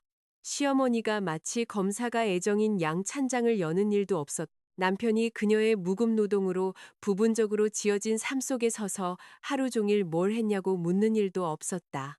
태평양 그룹에서 지민은 깨끗한 방식으로 자신을 소진시킬 만큼 열심히 일했다. 생존이 아닌 능력에서 오는 그런 종류의 피로감이었다. 그녀는 협력업체 구조를 검토하고 의심스러운 인보이스의 플래그를 지정하고 이해 상충 정책의 일부를 다시 썼다. 그녀의 상사인 박 팀장은 그녀가 증빙 서류를 요청했을 때 감정적이라고 부르지 않았다. 그녀는 그녀를 철저하다고 불렀다. 강 이사는 그녀의 첫 달 후에 점심을 사주었다. 달라 보이네요. 그들이 작은 이탈리안 레스토랑의 창가에 앉아 있을 때 그가 말했. 지민이 눈썹을 치켜 올렸다. 좋은 쪽으로 다른 건가요? 아니면 유령 들린 쪽으로 다른 건가요? 둘 다요. 그가 솔직하게 말했다. 하지만 대부분은 마침내 공간을 차지하는 것에 대해 사과하는 것을 멈춘 사람처럼 보여요. 지민은 커피를 내려다보았다. 아직도 매일 아이 생각을 해요. 물론이죠. 가끔은 복수가 그 고통을 덜어줘야 했다고 생각해요. 그러지 않았어요. 강 이사의 표정이 부드러워졌다. 복수는 마취제가 아닙니다. 불로 그어진 경계선이죠. 상처를 치유하지는 않아요. 단지 그것을 만든 사람이 그것을 사고라고 부르는 것을 멈추게 할 뿐입니다. 지민은 잠시 그 말과 함께 앉아 있었다. 밖에서는 사람들이 쇼핑백과 서류 가방을 들고 보도를 따라 움직이며 평범한 걱정을 안고 평범한 삶을 살고 있었다. 지민은 한때 그 평범함을 부러워했다. 이제 그녀는 평범한 평화가 작은 것이 아니라는 것을 이해했다. 그것은 사치였다. 원래의 출산 예정일이었던 날, 지민은 하루 휴가를 냈다. 그녀는 해가 뜨기 전에 코트 주머니에 작은 봉투를 넣고 호수로 차를 몰았다. 아내는 도준을 떠날 때 침실에서 가져온 12주차 초음파 사진이 들어 있었다.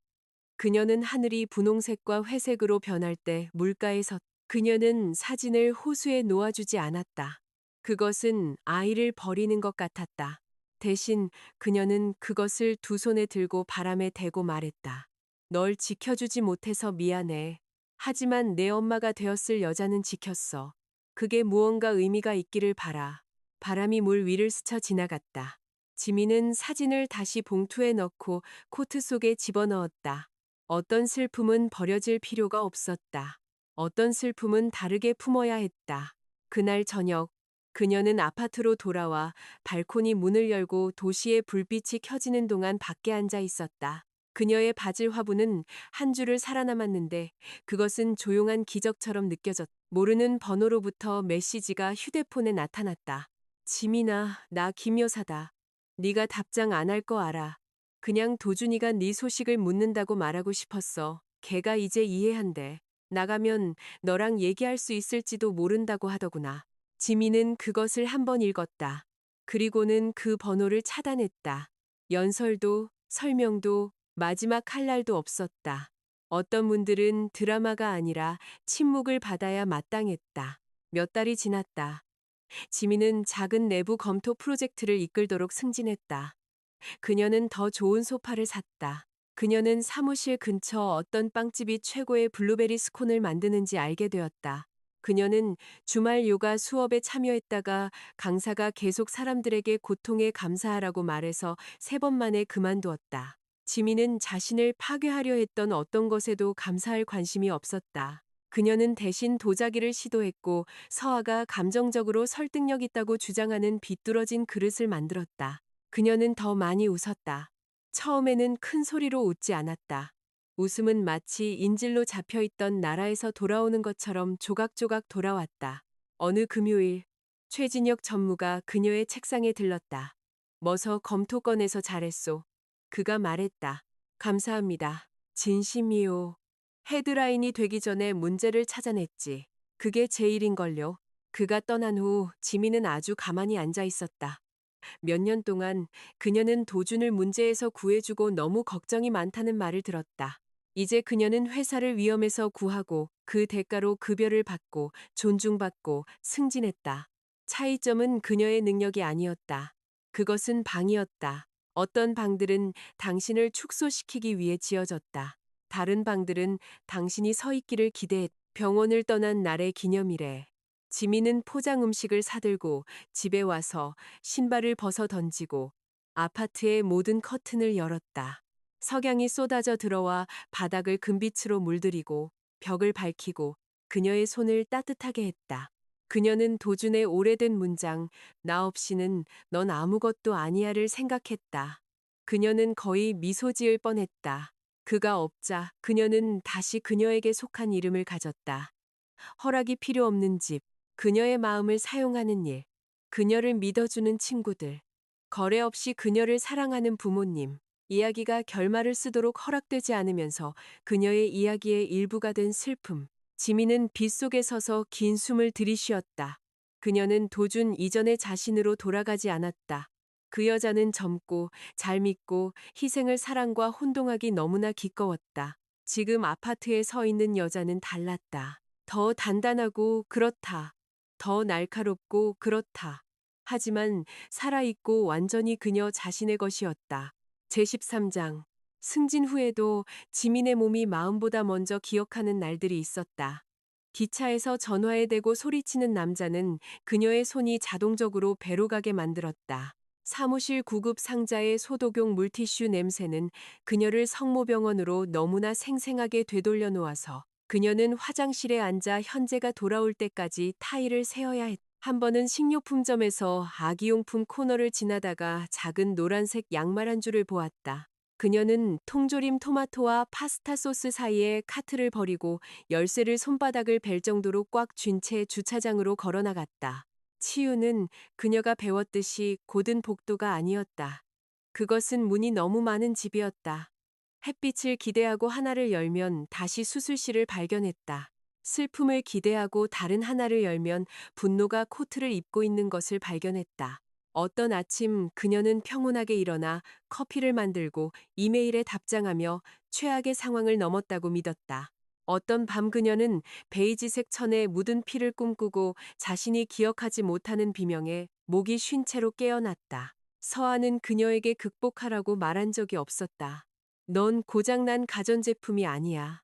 서아가 어느 날 저녁 그녀 앞에 수프 그릇을 놓으며 말했다. 아무도 수리 날짜를 요구할 수 없어. 지민은 숟가락을 들고 김을 쳐다보았다. 그가 아직도 내 머릿속 공간을 차지하고 있는 게 싫어. 그럼 내 삶을 더 크게 만들자. 서아가 말했다.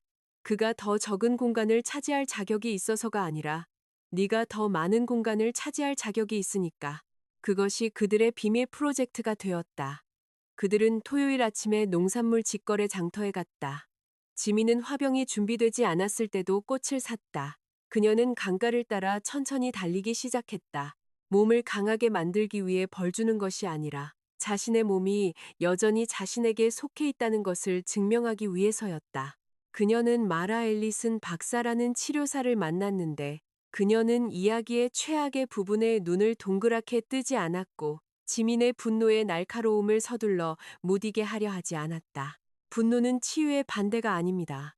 앨리슨 박사가 말했다. 때때로 분노는 당신에게 일어난 일을 당신이 당할 만하지 않았다는 것을 여전히 알고 있는 당신의 일부입니다. 지민은 그 문장을 적어두었다.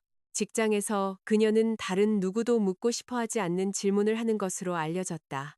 왜 한 협력업체가 주거용 우편 주소를 사용하고 있는가? 왜 두 개의 인보이스가 동일한 서식이지만 회사 이름이 다른가? 왜 임원 비서가 CFO보다 1분 먼저 경비 환급을 승인했는가?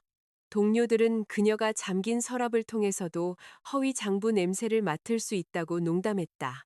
그들은 그녀가 자신의 부엌 식탁에서 거짓말 냄새를 배웠다는 것을 몰랐다. 어느 날 오후 미아라는 신입 분석가가 눈물을 글썽이며 지민의 책상으로 왔다. 미아는 한 고위 관리자와 관련된 의심스러운 지급을 발견했고 그것을 보고하기를 두려워했다. 그분은 중요한 분이에요. 미아가 속삭였다. 만약 제가 틀렸으면 어떡하죠? 만약 제가 누군가의 경력을 망치면 어떡하죠? 지민은 미아가 가져온 스프레드시트를 닫고 의자를 완전히 그녀 쪽으로 돌렸다. 만약 당신이 틀렸다면 적절한 검토가 그것을 보여줄 거예요. 만약 당신이 맞고 침묵한다면 피해는 커지죠. 우리는 직감으로 고발하지 않아요. 우리는 증거로 문서화하죠. 그리고는 절차가 원래 만들어진 대로 작동하게 둡니다. 미아가 침을 삼켰다. 두렵지 않으세요? 지민은 태평양 그룹의 로비, 병원 팔찌, 도준의 얼굴, 최진혁 전무의 차가운 질문, 설명해 보시오를 생각했다. 네. 그녀가 말했다. 저는 단지 더 이상 두려움을 멈추라는 지시로 받아들이지 않을 뿐이에요. 미아는 그 지급을 보고했다. 그녀가 옳았다. 나중에 박 팀장이 지민에게 말했다. 당신은 이 팀에 좋은 영향을 줘요. 지민이 노트북에서 고개를 들었다. 사기를 찾아내서요? 진실이 위험하기 위해 시끄러울 필요는 없다는 것을 사람들에게 가르쳐 주니까요. 그날 밤 지민은 집에 와서 어둠 속에서 발코니에 앉아 있었다. 바질 화분은 야생적이고 고집스럽게 자라 마치 화분을 탈출하기로 결심한 듯 난간 쪽으로 기울어져 있었다. 그녀는 잎사귀 하나를 떼어내 손가락 사이에서 굴렸다. 향기는 날카롭고 푸르렀다. 처음으로 그녀는 고통을 피하는 것으로 시작하지 않는 미래를 상상해 보았다. 아마도 그녀는 콘도를 살 것이다. 아마도 그녀는 혼자 여행할 것이다. 아마도 언젠가 몇 년 후에 그녀는 다시 사랑을 선택할 것이다. 이야기를 완성하기 위해 남자가 필요해서가 아니라 누군가가 책을 소유하지 않고 한 챕터에 서 있을 권리를 얻었기 때문이다. 아니면 그녀는 그러지 않을 수도 있다. 처음으로 두 가지 가능성 모두 자유처럼 느껴졌다. 제14장. 도주는 감옥에서 그녀에게 3번 편지를 썼다. 첫 번째 편지는 분노에 차 있었다. 그것은 강의사, 유진, 태평양그룹, 경제, 김 여사의 압박, 그리고 지민의 앙심품은 타이밍을 탓했다. 유산에 대해서는 단 한 번 우리 둘 다 겪은 그 비극이라고 언급했는데 그 표현은 너무나 깔끔해서 외설적이기까지 해서 지민은 끝까지 읽기 전에 그 페이지를 접어버렸다. 두 번째 편지는 감상적이었다. 그는 그들의 첫 아파트, 값싼 매트리스, 난방이 끊겼던 겨울, 할 일이 없어서 촛불 옆에서 인스턴트 라면을 먹으며 웃었던 밤을 기억했다. 그는 고난이 그들을 강하게 만들었다고 썼다. 그는 아무도 그녀처럼 자신을 알지 못할 것이라고 썼다. 그는 그녀가 면회를 오면 제대로 사과하겠다고 썼다. 지민은 그 편지는 끝까지 읽었다. 그리고는 잊지 말 것이라는 라벨이 붙은 폴더에 넣어두었다. 그가 그리워서가 아니라 기억은 미끄럽기 때문이었다. 학대자들은 하룻밤의 좋은 기억을 500일의 나쁜 기억을 눈멀게 할 만큼 밝게 빛나도록 닦는 법을 알았다. 지민은 그 편지를 사랑의 증거가 아니라 수법의 증거로 보관했다. 세 번째 편지는 짧았다. 태평양 그룹에서 일한다며 넌 항상 똑똑했지. 내가 회사 일에 널 돕게 했어야 했는데. 그랬으면 상황이 달라졌을지도 몰라. 지민은 그 문장을 오랫동안 쳐다보았다. 그의 후회조차 이기적이었다. 그는 내가 널 아프게 하지 말았어야 했는데라고 말하지 않았다. 그는 내가 내 지능을 더 잘 활용했어야 했는데라고 말했다. 그녀는 어떤 편지에도 답장하지 않았다. 김 여사는 도준의 여동생 클레어를 통해 한 번 더 시도했다.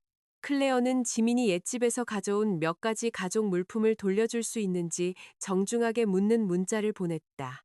지민은 몇 달 전 수거되기 전에 쓰레기라고 표시된 상자 사진으로 답장했다. 클레어는 다시 문자하지 않았다. 유진은 지민의 삶에 단지 소문으로만 다시 나타났다.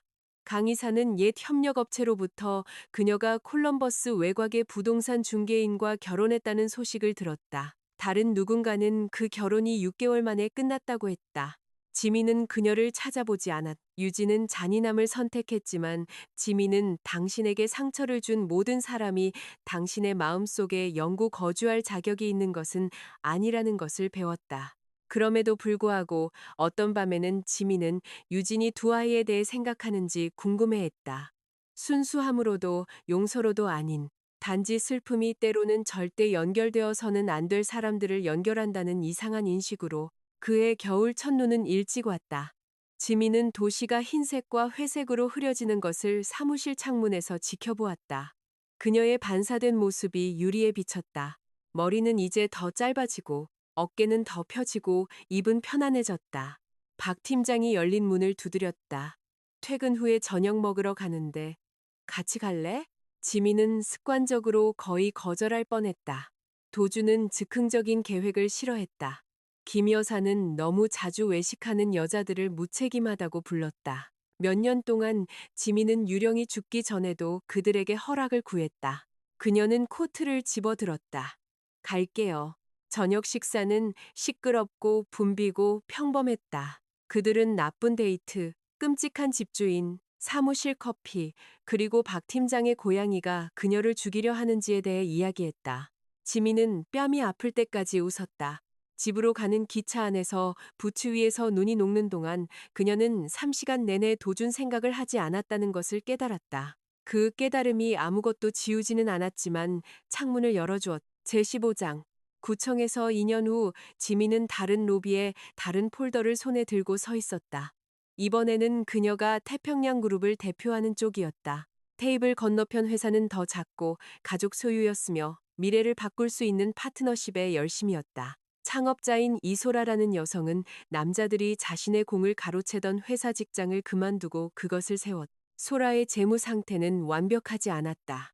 작은 회사들은 거의 그렇지 않았다. 하지만 실수들은 평범하고 수정 가능하며 정직했다. 지민은 그럼에도 어려운 질문을 했다. 소라는 모든 질문에 답했다. 회의가 끝난 후 소라는 지민을 엘리베이터까지 배웅했다. 비공식적으로 뭐 하나 물어봐도 될까요? 물어보실 수는 있죠. 제가 대답 안 할 수도 있지만 소라가 미소 지었다. 공평하네요. 사람들이 당신을 설득해야 할 사람이라고 하더군요. 당신은 놓치는 게 별로 없다고요. 어떻게 사람들이 숨기는 걸 그렇게 잘 보게 되셨어요? 엘리베이터 문이 열렸다. 지민은 전문적인 답변을 할까 생각했다. 훈련, 경험, 규제 노출. 모두 사실이었다. 완전하지는 않았다. 저는 숫자에 행동이 있다는 것을 힘들게 배웠어요. 그녀가 말했다. 사람들이 수치심, 탐욕, 두려움 또는 오만함을 감추려고 할 때 숫자는 움직여요. 행동을 이해하면 스프레드시트가 말하기 시작하죠. 소라가 천천히 고개를 끄덕였다. 고통스러웠을 것 같네요. 그랬죠. 그리고 유용했고요. 지민이 엘리베이터에 발을 들여놓았다. 그것도 사실이고요. 문이 닫히면서 그녀는 거울 벽에 비친 자신을 보았다. 몇 년 동안 그녀는 강함을 갑옷처럼 감정 없고 빛나고 뚫을 수 없는 것으로 상상했다. 이제 그녀는 더 잘 알았다. 강함은 결코 다치지 않는 것이 아니었다. 강함은 상처가 당신을 낯선 사람으로 만들려고 한 후에 자신에게 충실하게 남아있는 것이었다. 그날 저녁, 그녀는 기차를 타는 대신 걸어서 집에 갔다. 도시는 늦어름의 빛으로 따뜻했다. 커플들이 손을 잡고 그녀를 지나갔다. 아버지가 어린아이를 어깨에 태웠다. 할머니가 비둘기를 쫓으려는 작은 개를 꾸짖었다. 지민은 아이를 보았을 때 익숙한 아픔을 느꼈다. 그것은 왔고 머물렀고 부드러워졌다. 그녀는 한 손을 잠시 복부 위에 얹었다. 이제는 두려움에서가 아니라 기억 속에서, 그리고는 계속 걸었다. 집에 와서 그녀는 아파트 문을 열고 가방을 내려놓고 발코니 문을 열었다. 바질은 죽고 로즈마리로, 그리고 민트로, 그리고 아직 윤기나는 잎사귀 외에는 아무것도 생산하지 못한 고집 센 작은 레몬나무로 대체되었다. 지민은 그럼에도 물을 주었다. 휴대폰이 서아에게서 온 메시지로 울렸다. 무서운 임원 회의 후에도 아직 살아있어? 지민이 답장했다. 아주 살아있지. 그녀는 아파트를 둘러보았다. 선반 위에 비뚤어진 도자기 그릇, 파란색 소파, 책상 위에 눈에 띄지 않게 걸려있는 태평양 그룹의 제안서 액자, 손목에서 빛을 반사하는 금팔찌. 이곳에 어떤 것도 입막음용으로 그녀에게 주어진 것이 없었다. 이곳에 어떤 것도 그녀의 침묵으로 구매된 것이 이곳에 어떤 것도 그녀가 고통을 사랑인 척하게 요구하지 않았다. 지민은 램프를 끄고 황혼이 방을 채우게 두었다. 한때 도주는 자신의 세상 중 얼마만큼을 그녀가 가질 수 있게 허락함으로써 그녀의 삶의 가치를 결정할 수 있다고 믿었다. 그는 틀렸다. 그녀의 가치는 그의 집, 그의 은행 계좌, 그의 성, 또는 그의 허락 안에 결코 없었다. 그것은 병원 침대에서 기어나와 증거를 로비로 들고 가고 구청에서 자유에 서명하고 여전히 떨리지만 멈추지 않는 손으로 잿더미에서 삶을 재건한 여자 안에 있었다. 서지민은 박도준 이후에 남은 것이 아니었다. 박도준은 단지 그녀가 살아남은 불길일 뿐이었다. 그리고 살아남은 것은 더 이상 사랑받아 존재하기를 기다리지 않았다. 그것은 이미 존재했다. 제16장. 도준이 감옥에 간 지 3년째 되던 해, 지민은 지역 준법 감시 컨퍼런스에서 연설해달라는 요청을 받았다. 초대장은 어느 화요일 오후 너무나 평범한 제목으로 도착해서 그녀는 거의 삭제할 뻔했다. 패널 초청. 고성장 비상장 기업의 윤리. 주최자는 최진혁 전무가 그녀를 추천했으며 협력업체 무결성 검토에 대한 그녀의 작업이 주목을 끌었고 패널은 재무 전문가들이 임원 부정행위가 재앙이 되기 전에 어떻게 감지할 수 있는지에 초점을 맞출 것이라고 썼다. 지민은 이메일을 2번 읽고 서아에게 아무래도 나 이제 패널에 앉는 사람이 된 것 같아 라는 메시지와 함께 전달했다. 서아의 답장은 5개의 샴페인 이모티콘과 한 가지 경고와 함께 왔다. 네이비색 정장 입어. 그건 시체들이 어디 묻혔는지 알고 있고 영수증도 가져왔다고 말해주니까. 지민은 책상에서 웃었다. 3년 전이라면 직장에서의 웃음은 위험하게 느껴졌을 것이다. 도주는 낮에 전화해서 왜 행복해 보이냐고 묻곤 했다. 마치 기쁨이 그가 그 원천이 아닐 때 의심스러운 것인 양. 이제 그녀의 웃음은 프린터, 키보드 클릭, 그리고 그의 기분을 중심으로 조직되지 않은 삶을 사는 사람들의 평범한 윙윙거림 속으로 솟아올랐다가 사라졌다. 그녀는 초청을 수락했다. 컨퍼런스는 샹들리에, 네이비색 테이블보, 그리고 소송감처럼 맛없는 커피가 있는 호텔 볼룸에서 열렸다. 지민은 전직 연방검사와 의료기기 회사의 CFO 사이에 앉았다. 청중은 수익적 소유권과 내부 통제 실패 같은 말을 할 때 메모를 하는 감사인, 변호사, 재무 담당자, 관리자들로 가득했다. 사회자가 무엇이 똑똑한 사람들로 하여금 명백한 경고 신호를 놓치게 만드는지 물었을 때 전직 검사는 인센티브 구조에 대한 기술적인 답변을 했다. CFO는 급속한 성장과 취약한 시스템에 대해 이야기했다. 지민은 방을 내다보았다.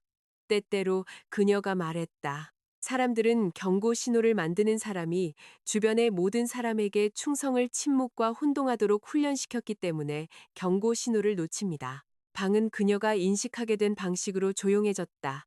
불편함이라기보다는 주목. 그녀는 계속했다. 사기는 거의 숫자만의 문제가 아닙니다. 문화의 문제죠. 누가 질문을 받습니까? 누가 질문으로부터 보호받습니까? 누가 증빙 서류를 요청하는 것으로 까다롭다고 불립니까? 작거나 창업자가 이끄는 회사에서는 재무 기록이 종종 방의 감정적 구조를 반영합니다. 만약 창업자에게 이의를 제기할 수 없다면 장부는 결국 그를 위해 거짓말하는 법을 배우게 될 겁니다. 앞줄에 앉아 있던 한 여성이 펜을 내려놓고 완전히 고개를 들었다. 지민은 그들에게 자신의 모든 이야기를 하지 않았다. 그녀는 병원이라고 말하지 않았다. 유산이라고 말하지 않았다. 도준의 이름을 말하지 않았다. 그럴 필요가 없었다. 진실은 고통의 증거로 전시될 필요 없이 그녀의 일부가 되었다. 패널이 끝난 후 앞줄에 있던 여성이 그녀에게 다가왔다. 그녀는 지민 또래였고 피곤한 눈과 로라 시몬스, 재무 담당자라고 적힌 컨퍼런스 배지를 달고 있었다. 충성에 대해 하신 말씀, 로라가 조용히 말했다. 그 말을 들을 필요가 있었어요. 저희 CEO가 계속 분기 마감 후에 인보이스를 보류해달라고 요청해요. 제가 너무 빡빡하다고 말하죠. 지민은 명함을 꺼냈다. 요청을 정확하게 문서화하세요. 회사 정책에 따라 사본을 보관하시고요. 서면으로 명확한 설명을 요구하세요. 만약 서면으로 남기려 하지 않는다면 그게 무언가를 말해주는 겁니다. 그리고 접근 가능하다면 외부 법률 자문에게 전화하세요. 로라는 그 카드를 종이보다 무거운 것처럼 들고 있었다. 감사합니다. 지민은 그녀가 걸어가는 것을 보며 자신의 내면에서 무언가가 변하는 것을 느꼈다. 오랫동안 그녀는 생존이 도준에게서 벗어나는 것을 의미한다고 생각했다. 그리고는 그것이 그가 건드릴 수 없는 삶을 구축하는 것을 의미한다고 생각했다. 이제 그녀는 또 다른 층이 있다는 것을 이해했다. 그녀가 아는 것을 사용하여 다른 사람들이 같은 종류의 권력에 의해 궁지에 몰리지 않도록 하는 것. 그날 밤 호텔 방에 혼자서 그녀는 룸서비스를 시켜 흰색 가운을 입고 도시를 내려다보며 감자튀김을 먹었다. 눈이 가로등 아래에서 움직였다. 그녀의 휴대폰은 어떻게 됐냐고 묻는 친구들의 메시지를 제외하고는 조용했다. 비난도 요구도 없었다. 아무도 그녀가 3분 안에 답장하지 않은 이유를 묻지 않았다. 그녀는 깊이 잠들었다. 아침에 그녀는 알람보다 먼저 일어나 호텔 커피로 손을 데우며 창가에 섰다. 하늘은 아직 어두웠지만 건물들 뒤로 옅은 빛의 선이 형성되기 시작했다. 지민은 24살의 혼인신고서와 빌린 믿음으로 가득 찬 마음을 가지고 도준 옆 구청 밖에 서 있던 소녀를 생각했다. 그녀는 시간을 거슬러 올라가 그 소녀에게 경고할 수 있기를 바랐다. 그녀는 그녀에게 사랑이 삭제를 요구하지 않으며 경계 없는 인내는 단지 느린 자기 포기일 뿐이며 당신의 자신감을 조롱하는 남자는 언젠가 그것을 두려워하게 될 것이라고 말해주고 싶었다. 하지만 시간을 거슬러 올라갈 수는 없었다. 그저 자신의 일로 비용을 지불한 방에 지금 여기 서서 더 이상 허락이 필요 없는 목소리를 가진 여자로서 다시 한번 말하기 위해 아래층으로 내려갈 준비를 하는 것뿐이었다. 그녀는 커피를 마시고 네이비색 정장을 입고 거울에 비친 자신에게 미소 지었다. 모든 것이 치유되었기 때문이 아니었다. 그녀가 여전히 여기에 있었기 때문이다. 제17장. 도주는 만기 출소보다 일찍 가석방되었고 두 번째 그림자처럼 그를 따라다니는 빛과 함께였다. 지민은 강 이사에게서 그 소식을 들었고 강 이사는 전 협력업체로부터 들었고 그는 마치 유리잔을 건네는 듯한 조심스러운 톤으로 그 정보를 전달했다. 이걸로 아무것도 할 필요 없습니다. 강 이사가 말했다. 단지 불시에 당하지 않으셨으면 해서요. 지민은 사무실에서 위험 메모를 검토하고 있었다. 창밖으로 비가 유리를 따라 맑은 줄기를 그리며 흘러내렸다. 알려주셔서 감사해요. 괜찮으세요? 그녀는 그 질문을 솔직하게 고려했다. 그녀의 첫 반응은 두려움이 아니었다. 그것이 그녀를 놀라게 했다. 물론 짜증과 가슴이 잠시 조여드는 느낌은 있었다. 마치 그녀 안의 문이 다른 쪽에서 시험당한 것처럼. 하지만 문은 버텼다. 괜찮아요. 그녀가 말했다. 그는 존재할 수 있어요. 단지 들어올 수 없을 뿐이죠. 그날 저녁, 그녀는 어쨌든 자물쇠를 바꿨다. 도준이 아직 열쇠를 가지고 있다고 믿어서가 아니라 의식이 중요했기 때문이다. 그녀는 개인정보 설정을 업데이트하고 건물 프런트 데스크에 알리고 변호사에게 메모를 보냈다. 그리고는 저녁을 요리하고 레몬나무에 물을 주고 서아와 영상 채팅으로 끔찍한 탐정쇼를 보았다. 2주가 지났다. 그리고 발신 주소가 없는 편지가 도착했다. 지민은 열기 전에 필체를 알아보았. 그녀는 부엌 쓰레기통 위에 서서 봉투를 손에 들고 읽지 않고 버릴 뻔했다. 그리고는 앨리슨 박사의 조언을 기억했다. 회피는 권력과 같지 않습니다. 그녀는 의식적으로 선택했다. 그녀는 그것을 열었다. 도준의 편지는 다른 것들보다 짧았다. 지민아, 나 이제 나왔어. 네가 날 아마도 미워하겠지. 일어난 일을 되돌릴 수는 없어. 감옥에서 생각할 시간이 있었어. 난 모든 걸 잃었어. 내 회사, 내 평판, 내 가족, 두 아이 모두. 네가 내가 그럴 만하다고 생각하는 거 이해해. 아마도 그랬겠지. 하지만 모든 게 나빠지기 전에 너를 기억한다는 걸 알아줬으면 해. 날 믿어줬던 그 여자를 기억해. 가끔은 내가 그 여자와 얘기할 수 있다면 아마도 그녀는 내가 압박을 받고 있었다는 걸 이해해 줄 거라고 생각해. 용서를 기대하지는 않아. 단지 미안하다고 알려주고 싶었을 뿐이야. 도준. 지민은 그것을 한 번 읽었다. 사과는 멀리서 보면 거의 설득력 있게 서 있었다. 하지만 그녀가 가까이 다가가자 그것은 사라졌다. 그는 상실에 대해 미안해했고 결과에 대해 미안해했고 그를 믿어주던 여자가 그의 이용을 위해 더 이상 존재하지 않는 것에 대해 미안해했다. 그는 여전히 과거 버전의 지민에게 현재의 지민이 거부하는 일을 해달라고 요구하고 있었다. 그는 아직 배우지 못한 여자를 원했다. 그 여자는 사라졌다. 지민은 편지를 접어 테이블 위에 올려놓았다. 그녀는 떨지 않았다. 그녀는 울지 않았다. 그녀는 즉시 누군가에게 전화해서 진정시켜달라고 할 필요를 느끼지 않았다. 대신 그녀는 책상에서 종이 한 장을 꺼내 손으로 답장을 썼다. 박도준 씨, 다시는 연락하지 마세요. 서지민. 설명도, 논쟁도, 교훈도 없었다. 경계선은 장식이 필요 없었다. 그녀의 변호사는 공식 통지서와 함께 내용 증명 우편으로 그것을 보냈다. 도주는 다시 편지하지 않았다. 그 해봄은 늦게 왔다. 지민의 발코니에 있는 레몬나무는 마침내 작고 하얗고 향기로운 꽃 한 송이를 피웠다. 몇 달간의 잎사귀와 인내 끝에 터무니없이 섬세했다. 지민은 사진을 찍어 부모님, 서아, 강의사, 그리고 박 팀장에게 보냈다. 답장은 거의 즉시 돌아왔다. 다른 삶이었다면 아무도 알아채지 못했을 곳, 한 송이에 대한 작은 축하의 합창이었다. 5월의 어느 토요일, 지민은 아파트에서 저녁 식사를 주최했다. 부모님이 차를 몰고 오셨다.